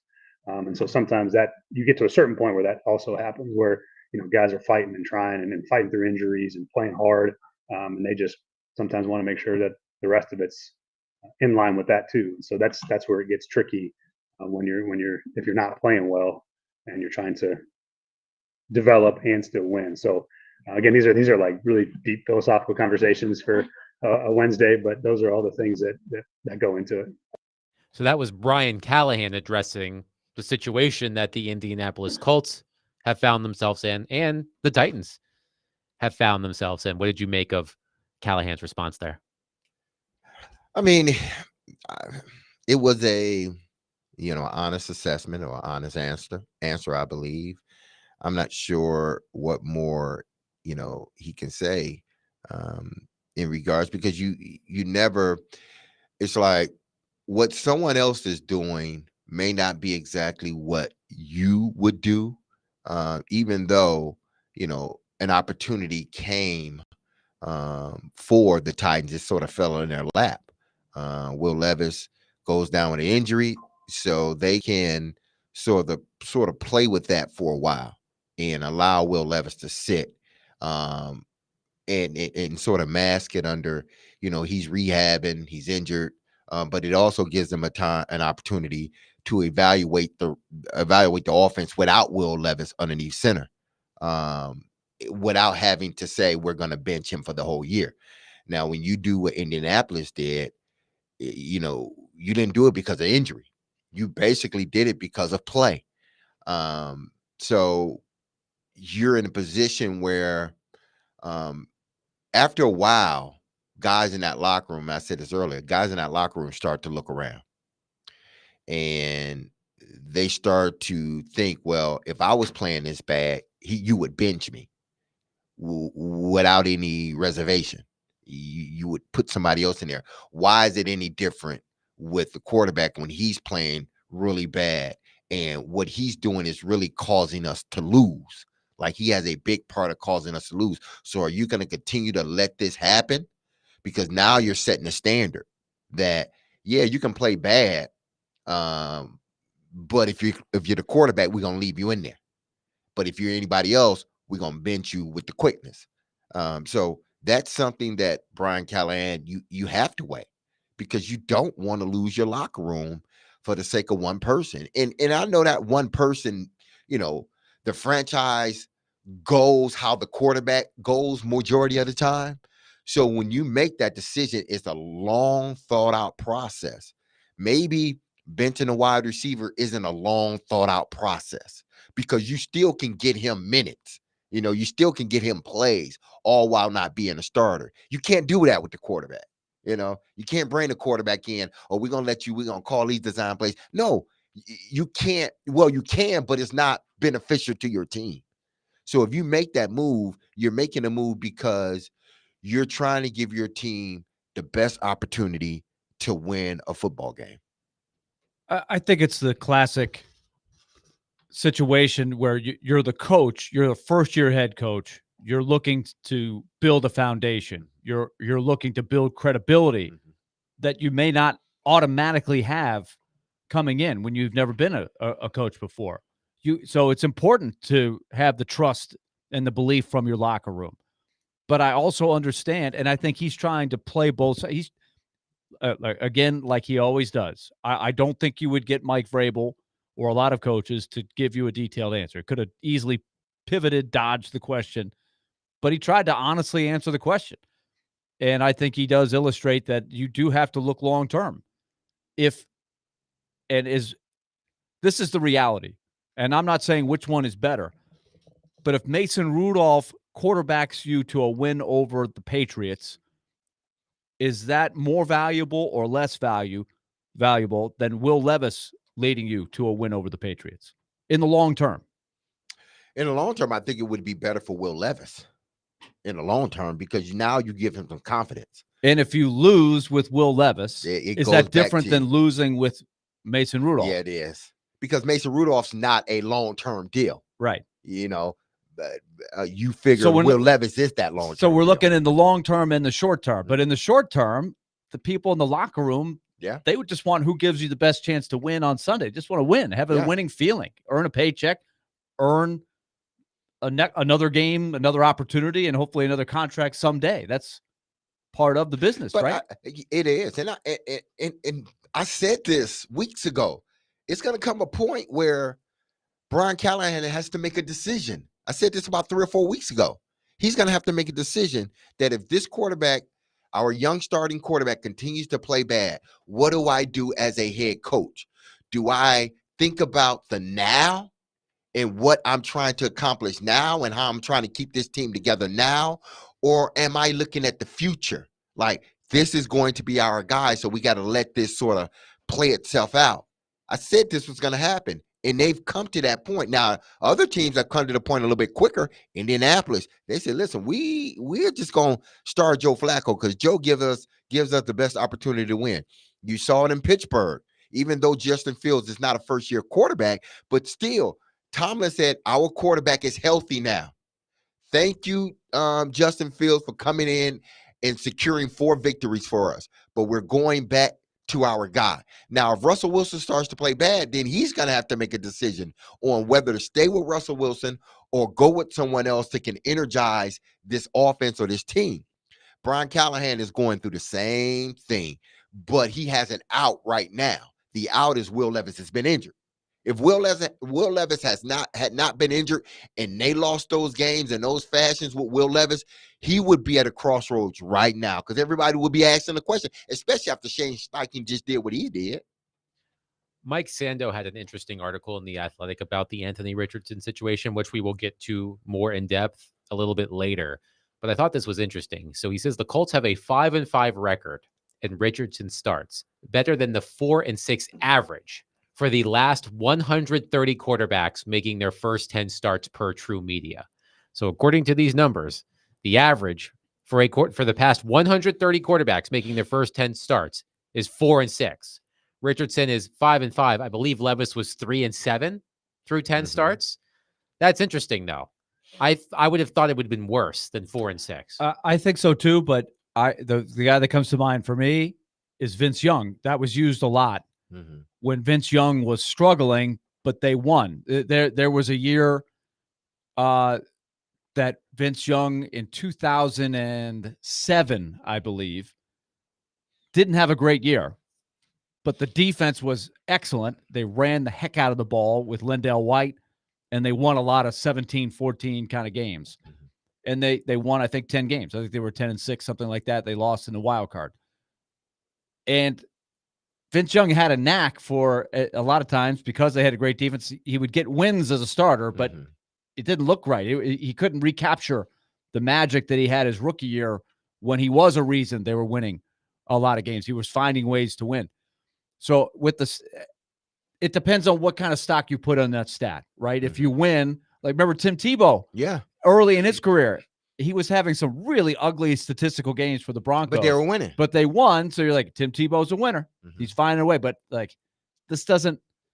Yeah. He's not. It's not. It doesn't pass the smell test. And he was making critical plays at key times. And to his credit, it was a really interesting phenomenon, right? So, what is the intangible value of that, and what's really going on? This is where the locker room, right? This a lot of these articles talk about the locker room knows, right? The locker room knows whether his record is what it is because of Richardson, or is he just fortunate? And if they had the other guy in there, they might even be better than 5-5. Well, I mean, I went through it with Joe Flacco. We ended up, I think, 13 or 12-4 his rookie year, somewhere around there, 11-5. And if you look at the statistics, it didn't look like, if you're just basing it on a quarterback, it didn't look like an 11-5, 12-4 team. Flacco went 11-5 in his rookie year, Mhm. completed 60% of his passes for just under 3,000 yards, 14 touchdowns, 12 interceptions. Yeah, so it doesn't look great, but he had a supporting cast, a run game, a really good defense, and two guys he can heavily rely on. That was Todd Heap and myself to catch passes. Now, Mark was just come Mark Clayton, but he was a young guy. That was his first year. But he made enough plays when he needed to make plays to help secure games, but they didn't ask him to go out there and win games for them. So it can happen where the stats don't mirror the record in a sense. So 615-737-1025. We'll continue this conversation in the final hour, but first we will talk college football with Mitch Light from The Athletic, as we do every Wednesday at 1. Wooly Donick, Derek Mason, Adam Vingan, 102.5, 106.3 The Game. Let's hope Mitch actually answers the phone. what's that? Let's hope Mitch actually answers. Let's talk Lee Company, 615-567-1000. The Predators are back in action tomorrow night against the Edmonton Oilers, who are without Connor McDavid. It's going to be an interesting opportunity for Nashville, 3-0-1 in their last 4. We'll talk about it a lot tomorrow, and Lee Company will be sponsoring our radio coverage, and you'll see their display all over Bridgestone Arena. Lee Company also has you covered with your home's needs. Right now, you're probably running the air conditioning part of the day and the heater part of the day, depending on what day is going on. It's fluctuating a lot right now, but it's also a good idea if you haven't had the heater checked since last year, get that annual checkup. Lee Company is very good at that, getting ahead of the game, making sure problems are solved before they become crises. And then, of course, when you do need those repairs, they're so reliable. We've used them for so long. 615-567-1000 or leecompany.com. Just go online, make yourself an online appointment, and they'll take care of you. It's Lee Company, proud sponsor, Nashville Predators.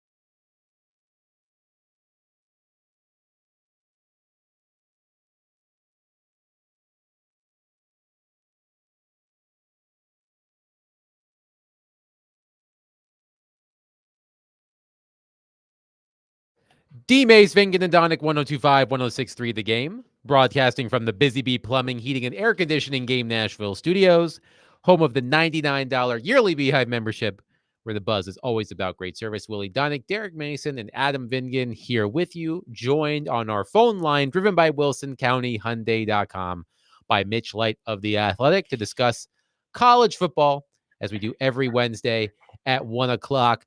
Mitch, we were talking to Clark Lee earlier in the week. Vanderbilt, a tough loss to Texas at home over the weekend. They're at Auburn, who's under 500, but Auburn is a 7-point favorite at home against Vanderbilt. Are you surprised by that? No, not really. I think Willie asked me. Sorry, I do a weekly show with Louis Bolina in College Station, so I got my hosts mixed up there. I'll just call him Louis from now on. Willie asked that question last week, and I think Willie, my guess was like 3.5 or 4 without seeing, the results of last weekend. Auburn's an interesting team. They are, if you like stats, they're better than their record would indicate. I'm looking right now, they're averaging 6.9 yards per play, which is 16th nationally, but they're near the bottom in scoring because they turn the ball over so much. So they have, Peyton Thorne, the quarterback's much maligned. Everything about Auburn this year has been much maligned, but they've had some games where they just had no business losing and they lost, and they went up to Kentucky and played very well. This is still a very talented team. They've got really good young wide receivers. So I am not surprised that Vanderbilt's an underdog at Auburn. Have you ever noticed that no one's ever just maligned? They're much maligned. That's a good point. It's just, we talked about this a few weeks ago. Nobody's ever gruntled. You're always disgruntled, but you're never just gruntled. I don't even know if gruntled is a word, but everyone's disgruntled. Good point. Not gruntled, but everybody's much maligned. You're never just maligned. You have to be much maligned. But let's keep it in the SEC, Mitch. Texas squeaks out a win against Vanderbilt. Texas A&M, by ranking, upsets LSU, though I believe Texas A&M was favored in that game. Yeah. Alabama thrashes Missouri to get back on the winning track. Ole Miss wins. Tennessee was off last week. So as we, what is the state of the SEC in your mind as we enter week 10, and how do things shake out from here, do you think? Well, based on the opening clip, you should be pleased because there's Maximum Chaos. Longtime reporter Adam Vingen. I like Maximum Chaos. Yes, I do. So, and to defend you, we can have chaos without maximum chaos. That is true. Although it is a little redundant, the definition of chaos, whatever. I don't need to go down that. That's road. like when people say something is very unique. Oh, well, I was going to say that before. I hate that. And that's the worst. When I was your editor for that brief time, if you ever said that, which I knew you wouldn't, I would take out the word very because you cannot be very unique. Exactly. Please go ahead. I'm sorry. People are loving us nerd talk about this. So yes. So I would say I wouldn't say there's maximum chaos. I say there's chaos in the SEC just because we're this far in the season and you've got 5 teams with 1 loss or less. None of them is Alabama. None of them is Ole Miss, a preseason top 10-ish team. Texas A&M, who not left for dead, but they did not only did they lose at home to Notre Dame, they didn't look good doing so offensively. And that was just a stunning second half. I think we still all think Georgia's probably the best team in the league, asserted their dominance against Texas. I still love Texas' overall talent. I think they showed some weaknesses the past 2 weeks on an offensive line that, if you follow recruiting rankings or NFL draft forecasts, should be one of the best in the country. So there are issues there. LSU has its own problems on both sides of the ball. So I think we're in store for a really fun November, and there are so many possibilities for the 2 teams that are going to play for the SEC title. We're talking to Mitch Light, talking college football. Now, Mitch, what is the biggest story in college football this year? Is it obviously Colorado was picked to finish last or almost last in the Big 12, but we see how they've been able to overcome that and they only have 2 losses, and I think they are second in the Big 12 as they sit right now. Or is it Indiana? Indiana was 3-9 last year. They get a new coach, and all of a sudden you make this turnaround where they're undefeated, and I think they're ranked 13th as we speak now. Yeah, To me, it's Indiana. Colorado is, as you mentioned, the 4-1. They are tied for third. I think they're definitely a good story. They're a legit good team. I thought, we'll see if they end up playing for Big 12 title. Then I think we can elevate them up that good story or biggest story. I think it's Indiana. Just coming from a non-traditional program, we've seen other programs make leaps, but the fact that it's Indiana and Curt Cignetti, who I think, those of us that follow college football, I knew who Curt Cignetti was, did a great job at James Madison and worked his way up, but was a relative no-name coach, comes in, and I know the schedule hasn't been difficult, but just they have been dominating on both sides of the ball. They found a way to win comfortably last week without Curtis Rourke, their quarterback, former Tennessee quarterback, Taven Jackson, filling in. So I am really excited to watch that the game when they play Ohio State. Yeah, there's a lot of other good stories. I think Vanderbilt's been a good story nationally. I think Penn State's very intriguing and interesting. They have won every game so far. I was really interested last week to see what would happen in the second half when Drew Aller got hurt. Bo Prubella came in and was very, very good. I think this is the first time I'm picking Penn State to beat Ohio State in many years. So I think if Penn State wins this game this week, Derek, both of those programs for different reasons can kind of elevate themselves up in the interesting stories for this season. Now, UT is coming off a bye week, but they had a huge win versus Alabama. Contrast that to Kentucky. They're really, 3 straight losses. It started with Vanderbilt, then Florida, and obviously they lost to Auburn last week. Is that win, or was that win versus Alabama sort of a springboard, not for the defense necessarily, but for the offense, what they were able to do, especially in the second half? The first half was, I thought, pretty good. There were shots to be taken. There were plays to be made. Either the quarterback overthrew it or the receivers drop passes. It seemed like they finally got it all together in the second half, and you saw an explosion from that UT offense. I thought the first half was sort of an example of quieting have people figured Josh Heupel's offense out narrative, because there were guys open, as you mentioned. And I can't tell you whether 2 or 3 times where Nico just overthrew a receiver. There was plays to be, I think you just said there were plays to be had they didn't make. In the second half, kind of where the Nico can't get it done, quieted that narrative. Now, it was only for a half, and that's 3 games in a row where they did not score in the first half, and that's not championship quality football. You can't sustain that over the course of the year. But I think they did answer a lot of questions in the second half. What a way to go into a bye week by, controlling the ball in the second half, playing great football to beat, your hated rival. So, in Kentucky, on the other hand, not much is going well up there.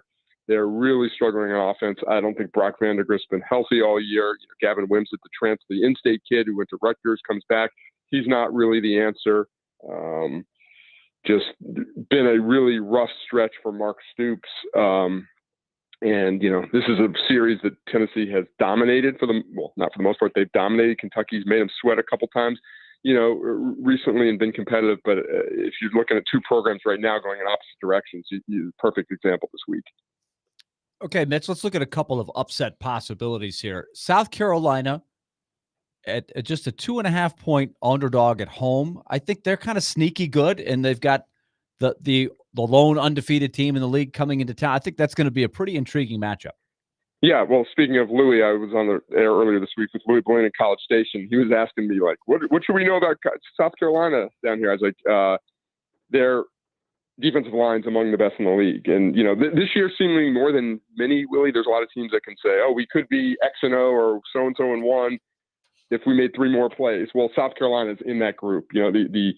They got manhandled. They got beat badly at home, the Ole Miss. But I think in the coulda, woulda, shoulda, they should have beaten LSU at home, had a couple tough whistles, could have beaten Alabama on the road. They have wins in the SEC on the road of 31-6 and 35-9. Dylan Stewart, their true freshman defensive end of 5-star, is very, very good. They are, Lenora Sellers is fun to watch at quarterback. He's a little mistake prone. But Rock Sanders, a running back that transferred from Arkansas, is, when healthy, among the best in the league. So this is a very tough spot for Texas A&M, coming off the big win, the emotional win. I don't know what LSU. I don't know enough about football to sit here and tell you that LSU just had no clue what to do with Marcel Reed. But to me, they look like they had no clue, like they'd never heard of him, even though he'd started games before. I expect South Carolina will have a better plan for him, assuming he's the quarterback, and make him throw the ball. So I was not surprised that this was such a slight spread. I think South Carolina has a very good chance to win this game. And with that in mind, like I asked you last week, I think if people are circling South Carolina and saying, well, South Carolina at home, Vanderbilt should take care of it. South Carolina, I think, likely will be favored here against Vanderbilt. Fair to say? Yeah, I mean, they're 3 road games, 31-6 at Kentucky, 27-25 loss at Alabama, 35-9 win at Oklahoma. Now, if Vanderbilt goes down and plays really well at Auburn and South Carolina has an offensive no-show, lays an egg there, then things can change there. But, so the thing that South Carolina has struggled with is turnovers, and that's what Vanderbilt has done well before the Texas game, winning that turnover battle. So as far as matchup goes and strengths and weaknesses, all that could be something that, if teams keep playing like they've been playing, that could go in Vanderbilt's favor. But yeah, I mean, Vanderbilt isn't good enough to just sit there and say, they have not gotten the respect of the boys in Vegas this year with the spreads, and that's why they have a very good record against the spread. But clearly this team is not talented enough to sit there and say, oh yeah, they're definitely going to be favored going to Auburn, definitely going to be favored against South Carolina. They've got to play tight. Arkansas, an improved team playing at home against Ole Miss, who has looked shaky at times. I'm really intrigued about this game with Arkansas playing at home and with, already a win over Tennessee under their belt. What do you think of that matchup? Yeah, underrated rivalry, just the Houston Nut Bowl. It's always fun when these teams have some chaotic games. This is we talked a lot about Bobby Petrino in the offseason coming in, and I guess he's behaved. There doesn't seem to be any Bobby Petrino stories floating around. I was really impressed Arkansas going down because Mississippi State had been playing better with Van Buren, the freshman quarterback. They'd been putting up some points. That just to go down to Mississippi State and you win 58-25 on the road against any team in this league, you're doing some things really well. They had 673 yards of offense, averaged 10.2 yards per play. That's obviously, going to win you a lot of games doing that. So I like Arkansas in this game. Ole Miss has not been great on the offensive line. They don't seem to be running the ball as well this year. And I'm really interested to see what the chemistry of that team is when they're not out of the college football playoff, but they already have 2 losses. They're kind of teetering right now. When you build what you think is a championship roster and it's not going how it's going, when you enter the month of November, I always think it's very interesting to see, how these coaches keep these teams together. So I think it's kind of a big, kind of a culture game for Ole Miss. And obviously a tough place to play. Mitch Light, college football editor at The Athletic, joining us to discuss the landscape of college football as he does every Wednesday at 1:00. Mitch, I'll let the maximum chaos bit slide. That is true. They are redundant, but it makes for good radio. So I'm just going to stick with it. Well, your much maligned radio guest is saying goodbye for the week. All right. Say goodbye, Louie. Take care, guys. Thanks, Mitch. All right. Oh, you look like a Louie, Willie. If your name was Louie, it would fit. Man, Louie? Unfortunately, I'm thinking of Animal House. Louis Delta Donick. House. Louie. We might need to play that song coming back. There are The no Kingsmen. Louis D. So we'll stick with Willie. 615-737-1025. We'll get back into the Titans next. Willie Donick, Derek Mason, Adam Finnegan, 1025, 1063 The Game.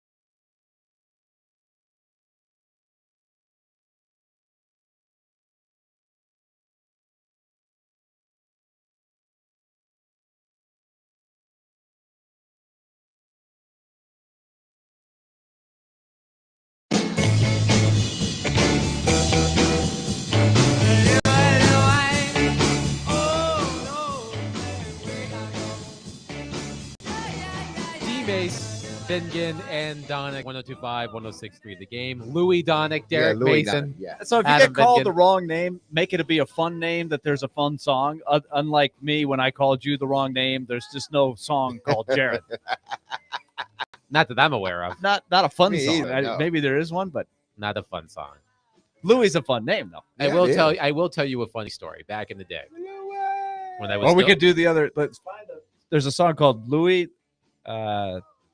I'll find the name of it too. That's another fun song. back when I was living in Washington before I moved to Nashville, and I would do hits on the sports talk station in DC, 106.7 The Fan.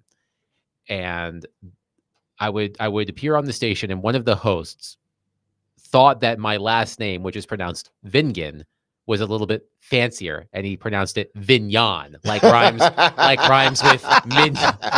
with mignon. And I had to tell him his name was Danny. I said, Danny, I appreciate you sprucing up my last name and saying it's Vignon, but it's actually Vingan. And from that point forward, he just called me Steak whenever I was on the air. Steak. Where did he get steak? Well, filet mignon. Oh yeah, is a Vignon. steak. Yeah, The okay, filet yeah. mignon is a steak. So he was calling you Mignon. He or was calling me Vignon? Vignon. Oh, Vignon. Rhymes okay. with mignon. Okay. I was like, Oh, unfortunately, my it's Vingan. goodness. Oh, wow. But anyway, You sure you ain't gonna change the enunciation of your last name like some people do? You know, some people change. You've been calling them one thing forever, and they've allowed you, and then all of a sudden my name is this. I've noticed this a lot in hockey, and I'm sure Willie has as well, being a broadcaster. Willie and people of Willie's ilk are very particular about how certain names are pronounced. Mhm. And oftentimes and this is just my experience as a reporter, you would go to a player. Here's another example from the past. When I was covering the Capitals, they had a prospect by the name of Cameron Schilling. And when Schilling first arrived in the NHL, we would say, do you prefer Cameron or Cam? Mhm. And he would say, Cameron's fine. You can call me Cameron. And then shortly thereafter, he was like, it's actually Cam. I prefer Cam. I was like, well, pick one. Yeah. Is Right. it Cameron or Cam? I'm sure you've dealt with, there was a Tons Yes. of times. there was a player, speaking of the Oilers, there was a player there was a veteran defenseman back in the day. His name was Andre Sekera. And I believe Sekera Oh, did. yeah. I believe Sekera did play for the Oilers at one point. He played for a Yes, lot he of did. teams, but he was in the league for like 10 plus years, and everybody knew him as Andre Sekera. And then one day he was just like, actually, it's Sekera. Just Oh, like- wow. He was from I guess it's now called Czechia. Yes, he was from the Czech Republic. But the Czech names are the toughest to pronounce and almost always change the most. And so if you Americanize them, it's something completely different than how it's actually pronounced. The most famous Predator in Predator history, who that is the case, is Martin Erat, who I think still lives in Nashville now. But Marty Erat was his Americanized name. And from day one, Mhm. that's kind of what he preferred. And then Pete and Terry tell this hilarious story. He made the Olympic team, Erat, in 2006 for the Czech Republic. And so there was Czech media coming to watch the Predators play. And the Czech representative, who was the media person there, went to Pete and Terry and said, you guys are saying his name wrong. It's Erat. Erat. So for one game, Pete and Terry tried to do it. Erat. Erat. But they've been doing Martin Erat for 8 years or something like that. And he had no problem with it. And he had no problem with. And so after one game, they're like, you know what? It's And Erat. Marty himself was like, you guys just go back to saying Erat. It's much easier. Do y'all remember when So, but Tyrod that is Taylor the went dilemma. like, That's the dilemma a lot of times. It with was the foreign It players. was especially. Tyrod, yeah, right? yeah, It went from Tyrod Taylor to Tyrod Yeah. Taylor, correct? And didn't know it's that. I did not know that. Terrell goes that was like from in Terrell 2018 or something like to that. Terrell. Terrell Owens. Right. Yeah, It's that was like, another okay, big. Greg on our alright. text line brings up another former Nashville Predators player, Pontus Aberg to Right. Pontus Aberg. No, Or was it the other way Oberg. around? No, it's actually Oberg. Okay. If you say it in Swedish, even though it's the letters are A-B-E-R-G. Uh-huh. So when you see it, it's Aberg or Aberg. And so if you don't really say A in Sweden. So the Americanized is Aberg. And he was actually playing pretty well as Aberg. But then he told everybody, if you're actually doing it. Did he with went the to Swedish- Auburn? He went right around the corner to Aberg or Oberg. But in Swedish, that has a special symbol over the A. And so it's pronounced Oberg. His Oh. career And took but a once- tumble when he it took a decided big to. tumble. Yes, He's he never just been the stayed with same. Auburn. See? was Also a better as former Auburn. member of the Edmonton Oilers. So everything ties back It's into crazy. the game Yeah. tomorrow. But with the You end can't of the, win because you always have that person that thinks you're doing it wrong. Mhm. And we'll let you know on Twitter, by the way. Like, hey, let me tell you something. Like we don't know that this is the deal sometimes. Like they just assume that we're stupid and we haven't looked at this. There's usually a reason why. Recent one is this is no excuse. This guy's from Canada. It shouldn't happen. Brad Marchand. For years and years, Marchand. But it seemed to yo-yo back and forth, and their broadcasters are adamant. It's always been Marchand. But in the national broadcast, it commonly gets pronounced wrong. So why now- is it that always happens to hockey? So games? now I'm It always going to does. read this text, and hopefully I don't mispronounce the name. But Dylan on our text line mentions Santiago Vescovi from Tennessee. Yes. Was a Yeah. mispronunciation that went on for a long time. What's the proper pronunciation? I don't know. I thought it was. I think a lot of people were saying it wrong for a long time, and he's one of those guys that had That the did extra not- COVID yeah. years. He was there forever. But I think it's Vescovi is the right way to say it. I think it was Vescovi for a long, long time incorrectly. Yeah, that's what it was. Vesco. And Vescovi, and but it's Amy- actually Vescovi is the accent on the first syllable. Amy from Arkansas mentions Merrick Zidlitsky. That's Or another one Zidlicki. that's changed a bunch of times. Yeah. Because technically in the Czech, it's Zidlitsky. If you're doing it right. Zidlitsky.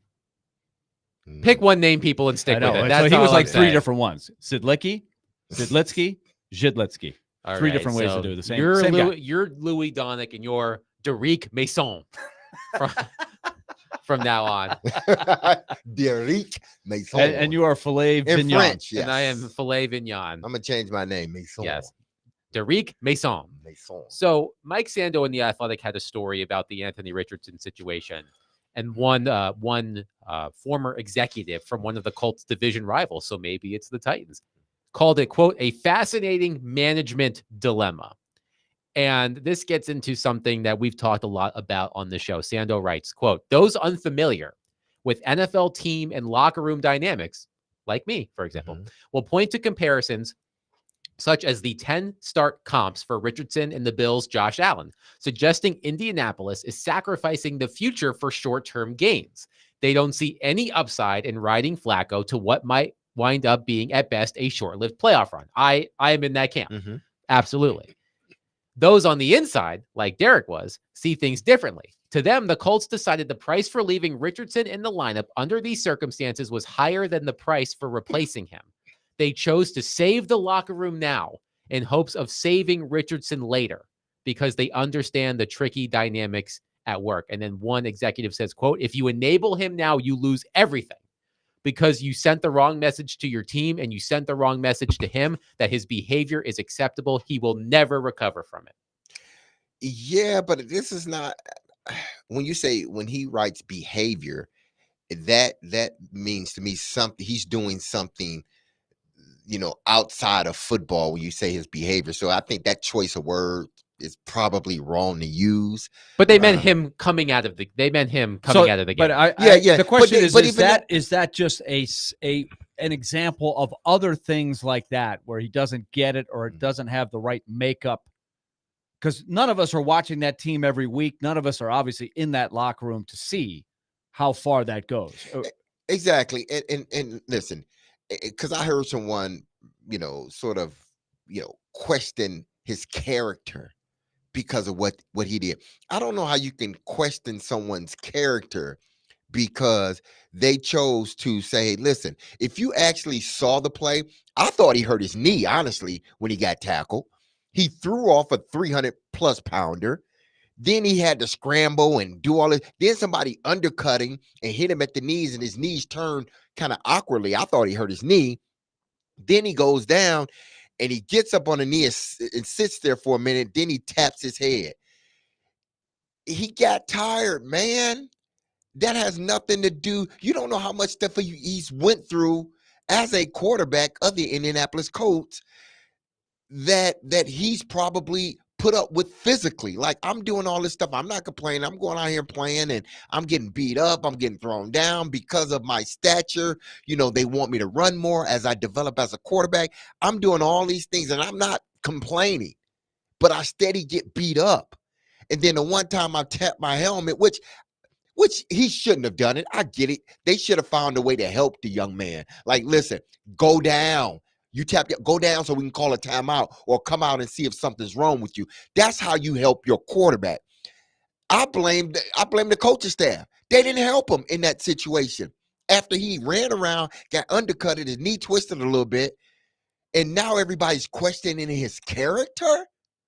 What world do we live in when you question a man's character because he just got beat up? Doesn't it? That's what I'm saying. It's got to be more than. It has to be more than just that one play. But when people start questioning his character, like, that has nothing to do with his character. So what are you questioning every player that taps out?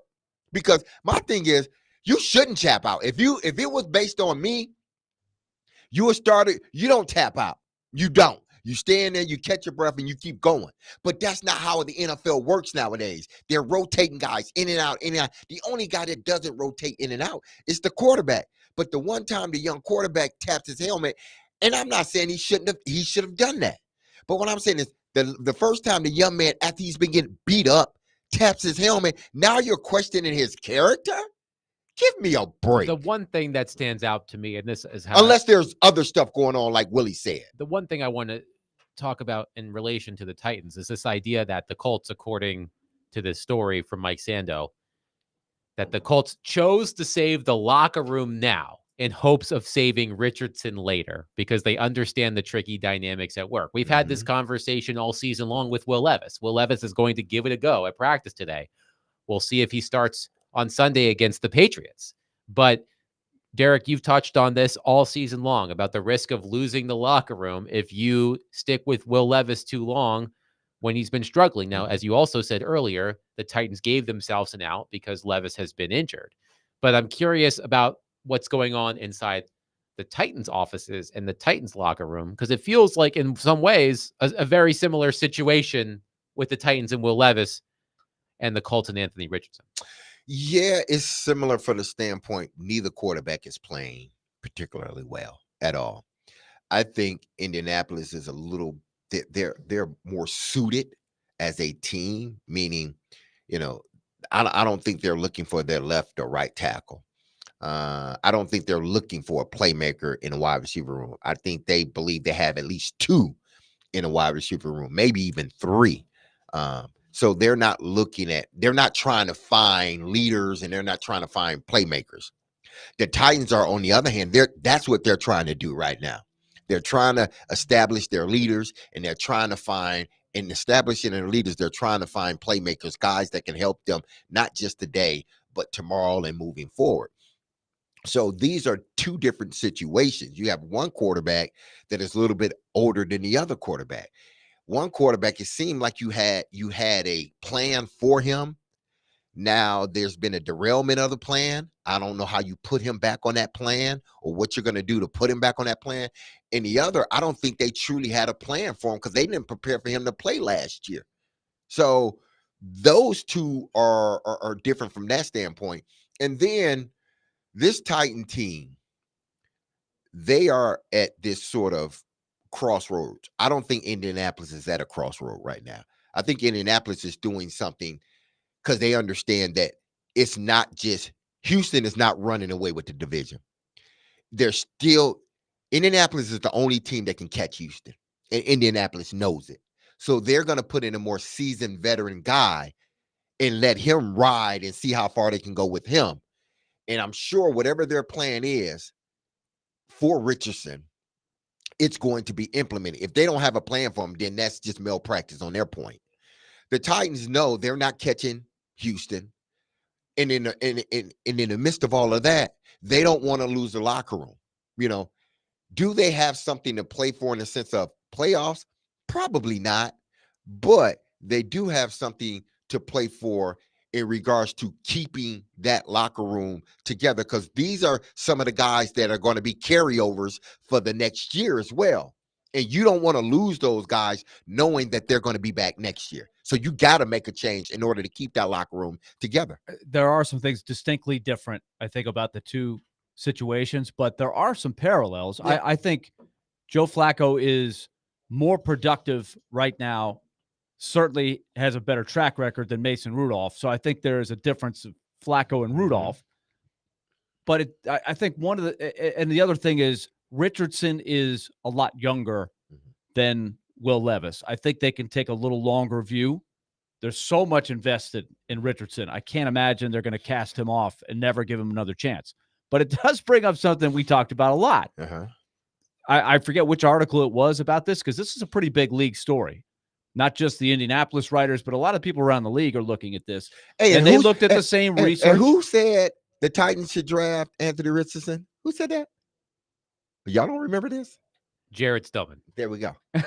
That was Jared's guy. Anthony Richardson was Jared's guy. He did explain the other day about how he would have approached this situation if he were Colts general manager. I see.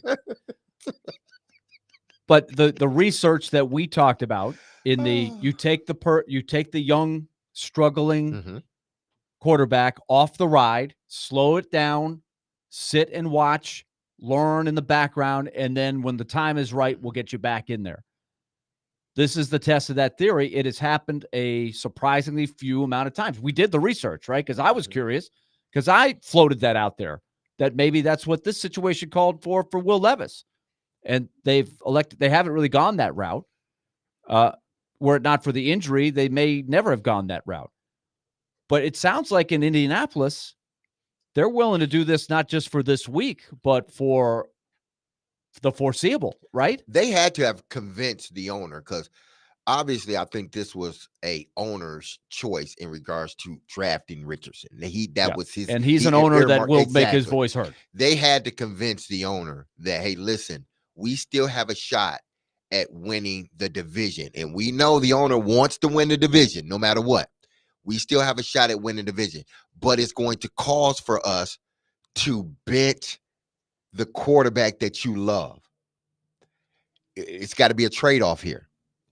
It's got to be, you get what you want on both ends. You get an opportunity to truly compete for the AFC South, all while allowing your young quarterback to learn while not playing, just to watch. Okay, and it also brings another philosophical discussion that we have hashed out a bunch on this show. And it stands to reason right now, because you've got a 1-6 team where there is a lot of doubt and a lot of heat right now on the general manager and the young head coach. And it goes something like this, right? We know how the song goes. You told us you would be competitive. You said you would be competitive. Well, this is what the Colts are, but the counter argument in Indianapolis right now, there's a passionate article in The Athletic I could refer you to, is what are they doing?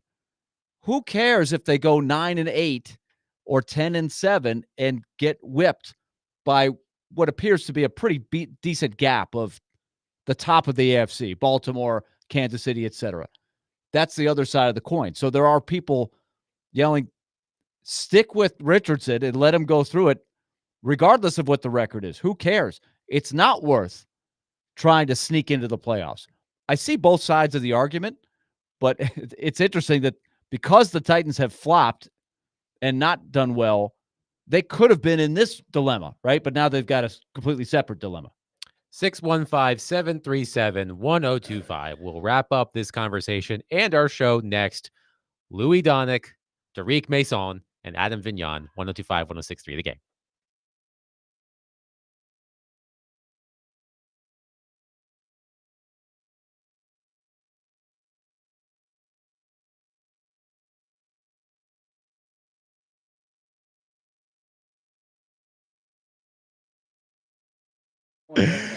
We got one more day until the 9th week of the NFL season starts. And what better way to, make your bets on these big games than on Zen Sports, the new sportsbook in Tennessee that is bringing sports betting to a whole new level. When you sign up for Zen Sports, you'll automatically earn up to $100, no danger first wager. If your first bet loses, you'll be reimbursed for the amount of your bet up to $100. And now that football season has started, Zen Sports has launched their revamped betting platform for both college football and the NFL. And what's better, with their new look, Zen Sports will be offering daily promotions, including odd boosts, same game parlays, no danger wagers, and so much more.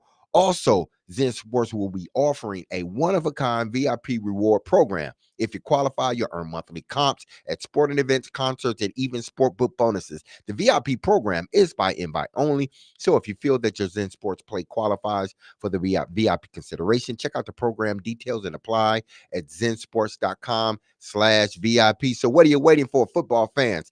Start betting with Zen Sports, where you will receive true odds on all parlays and an enhanced user experience for all. Get going and download their app at zensports.com today.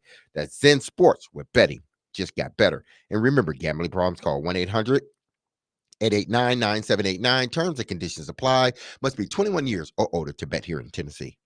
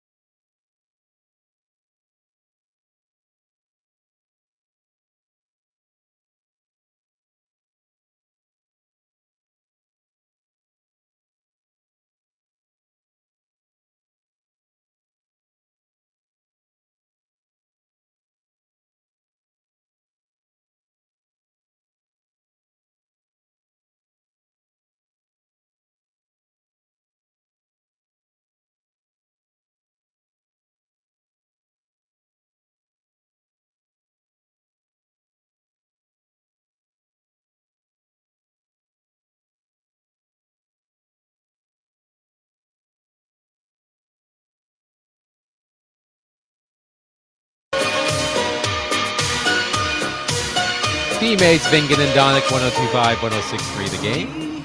Stoneman and Company coming up next right here at 2 o'clock. We will be at Bridgestone Arena tomorrow for Halloween. Woo. Predators Oilers tomorrow night at Bridgestone Arena. Someone who will not be there, Connor McDavid. Connor McDavid out with an ankle injury. So no Connor McDavid for the Oilers tomorrow when they visit the Predators. We'll see if the Predators can continue their point streak They have points in 4 consecutive games, 3-0-1 since starting the season, 0-5-0. So to wrap up our conversation today on the Anthony Richardson, Will Levis young quarterback front, I saw this from Joel Erickson, who reports on the Colts for the Indianapolis Star, and writing about the Colts' decision to bench Anthony Richardson. He did an informal study, he called it. Mhm. Out of the 74 quarterbacks drafted in the first round since 2000, only 2 were drafted, inserted into the starting lineup, benched, and then restored to the starting lineup. Alex Smith with the 49ers and Rex Grossman with the Bears. Mhm. So an informal study, 2 out of 74 first-round quarterbacks since 2000 that were drafted, inserted into the lineup, bench, then restored to the starting lineup. And we tried to do this exercise a few weeks ago, and we couldn't really come up with it. I remember looking at the Alex Smith. Mhm. It if I remember correctly, it was fairly brief. There was Tim Rattay in there. It was a mess of a team. But he wasn't out for long. But I am curious because you were the one that said it early, D-Mace. It's harder to go back than you think. And so when will that day come for Anthony Richardson? When you're that high of a pick, Flacco's going to have to play super well. I will say in 2008, remember when Vince Young kind of had the meltdown early in the season and they went to Kerry Collins and then they went 10-0. Yeah. And they didn't go back. They eventually did go back to Vince Young in the years after that because they started 0-6 the next year. That was a really interesting roller coaster ride for Vince Young.